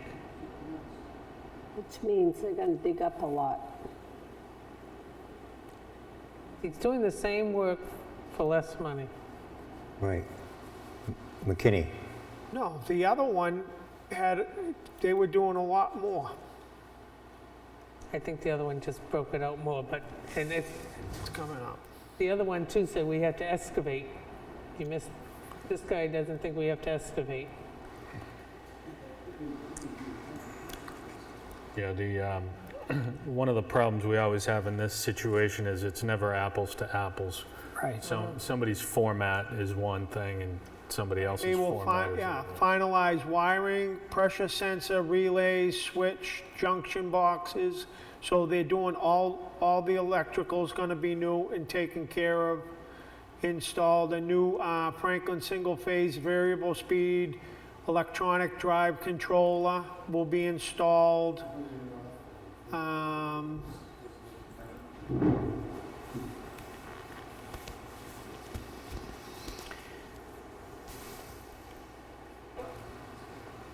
And like I said, we're just not going to be upgrading to the single-phase variable speed control. So, But like I said, Yeah, we're so going to the have other to have one, an the excavator other one's now. 11.8, wait a second. 8.9. Pull up the other one. Pull up the other estimate. Where's the other one? Here, look. All right, here's what I'm thinking. Replace pump, fire, wire, miscellaneous material, and tank. Okay, I think it's the, it's up there. yeah. Yeah, I think it's just a format difference. Yeah, and what size, but they don't state what size tanks they're using either. Yeah, I think they're a little bit high level on their estimate as far as detail goes. Matt, just for clarity, the Warren article is for maintenance, repairs, and construction of town buildings. Yeah, So these would be repairs. all right. So DRA can challenge us later if No, I don't think you'll have an issue. We've used this account for a lot. When we put our request for this pricing out, did we put any specs with it? No, because I have no idea about well No, pumps. fair enough. I just want to make sure. Okay. I left it to the So, professionals. So Bob, did you kind of at least get your Yep. answered anything else? on this before we vote? All right. All in favor? Aye. Aye. Aye. We voted on Yeah. the 85? 85, yeah. All right, McKinney? the ayes have it. The ayes have it. So are you a nay? No, You're going to be an aye? I'll Cool. be an aye, So that is unanimous. if that's what So, you feel. Yep. Thank you. Yes, it is, the soups to nuts. I don't think we're getting any soup, but. Yeah, but I think we're getting what we need, so, all the details, so. Did All right. Matt, did that say to come from the town buildings capital reserve? Yeah, I'm sorry, Charlie, you didn't put that in your motion, but No, we I did should. not. So I think Charlie's accepting the friendly amendment. I Okay. think you were the second, you're okay Yep. with it, so we know exactly where to take it out of. I could have sworn Charlie said that in his first motion. Well, sometimes it's easier if we swear that. Play So- back the tape. So M is review amended mileage rate reimbursement. So this is what we kind of alluded to earlier, right? Yep. So I think this is just a reading for the public record, right? Well, I think you have to agree to it, don't you? Well, true, yeah. Or is it mandated? Yeah, it's probably mostly mandated. But here's a memo from the bookkeeper to the board. In recognition of recent gasoline price increases, the IRS has made a special adjustment to the standard mileage rate for the use of a car, van, pickup, or panel truck for business miles driven for the final 6 months of 2022. Effective July 1st through December 31st, the standard mileage rate will increase to 0.625 cents per mile. Currently, town employees are reimbursed 58.5 cents per mile for approved employment rate travel conducted with their personal vehicles. Kindly let me know if you choose to amend the employee rate of reimbursement effective July 1st, 2022. Thank you. So Kim is looking for some sort of direction. So a motion would probably be a good idea.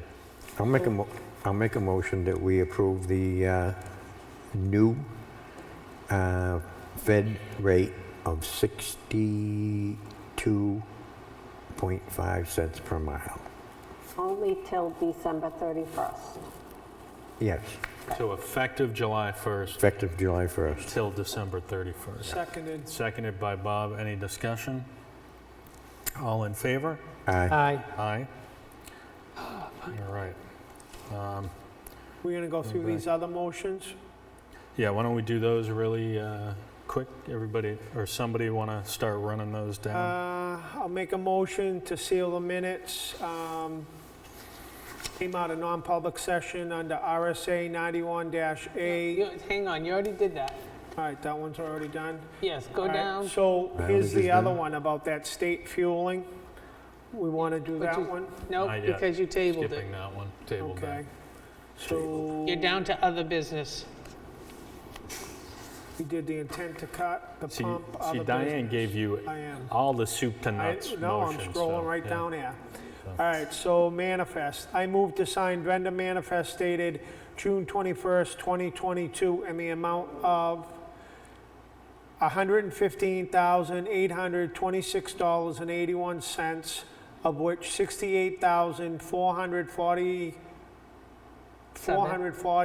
$68,447.50 goes towards the fire rescue station bond payment. Second. Seconded by Charlie. All in favor? Aye. Aye. Make a motion, move to sign police special detail revolving fund dated June 21st, 2022, in the amount of $4,481.54. Get a second? Second.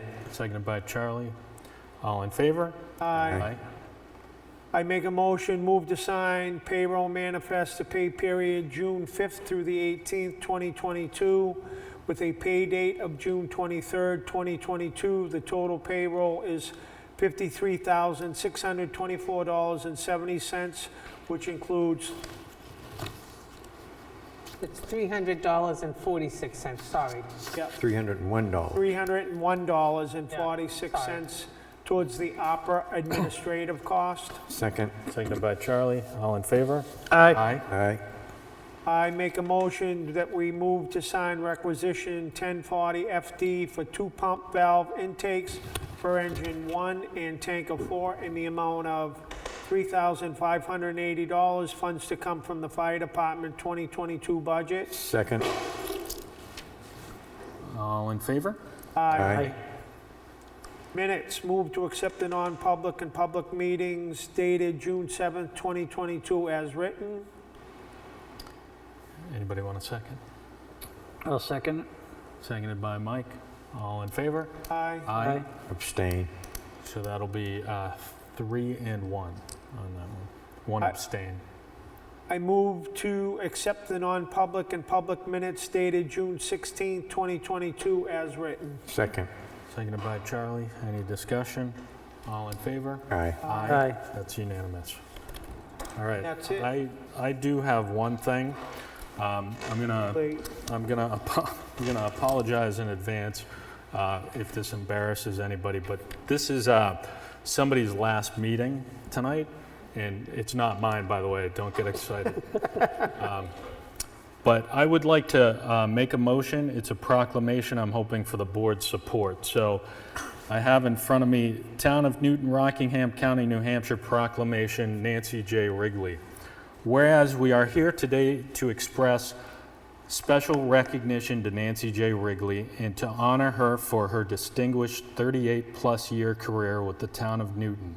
And whereas Nancy began her career as a secretary and worked her way to being the town administrator for 31 years. And whereas Nancy has proven herself to be a valuable asset to the town with a vast knowledge of local government laws and her history of the town, and whereas Nancy has worked constantly for the betterment of the town, and whereas the Town of Newton wishes to express its sincere appreciation to Nancy for her dedication to the outstanding performance of her duties during her tenure. And whereas this proclamation is presented to Nancy to serve as a reminder that although she is retiring, she will always be remembered as a valued employee dedicated to both her position and community. Now, therefore, we, the Board of Selectmen of the Town of Newton, do hereby proclaim Thursday, June 30th, 2022, as Nancy J. Wrigley Day in the town of Newton, New Hampshire. Could I please get a second? Second. Second. Second. All in favor? Aye. Aye.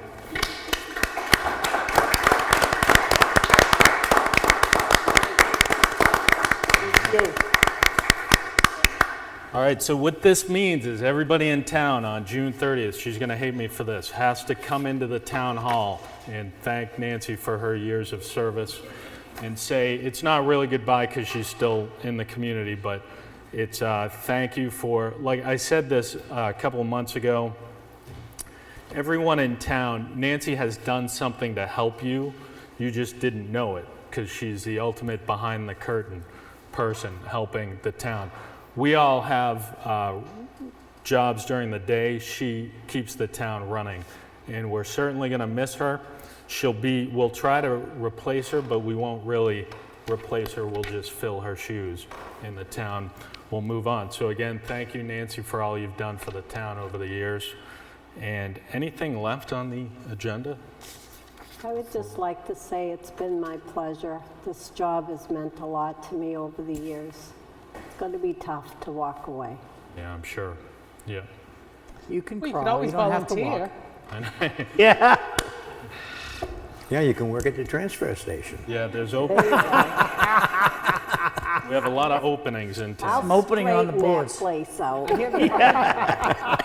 Okay, Sure you Nancy, I hear the fire department's looking for people too. Yeah. Yeah, exactly. Anything else before we try to adjourn here? I think that's it. Motion to adjourn. So Charlie's got a motion. Second. Seconded by Bob. All in favor? Aye. Aye. Thank you. We'll see you, what did we say, July 11th? So. Yep. I wasn't letting us leave. Thank you very much.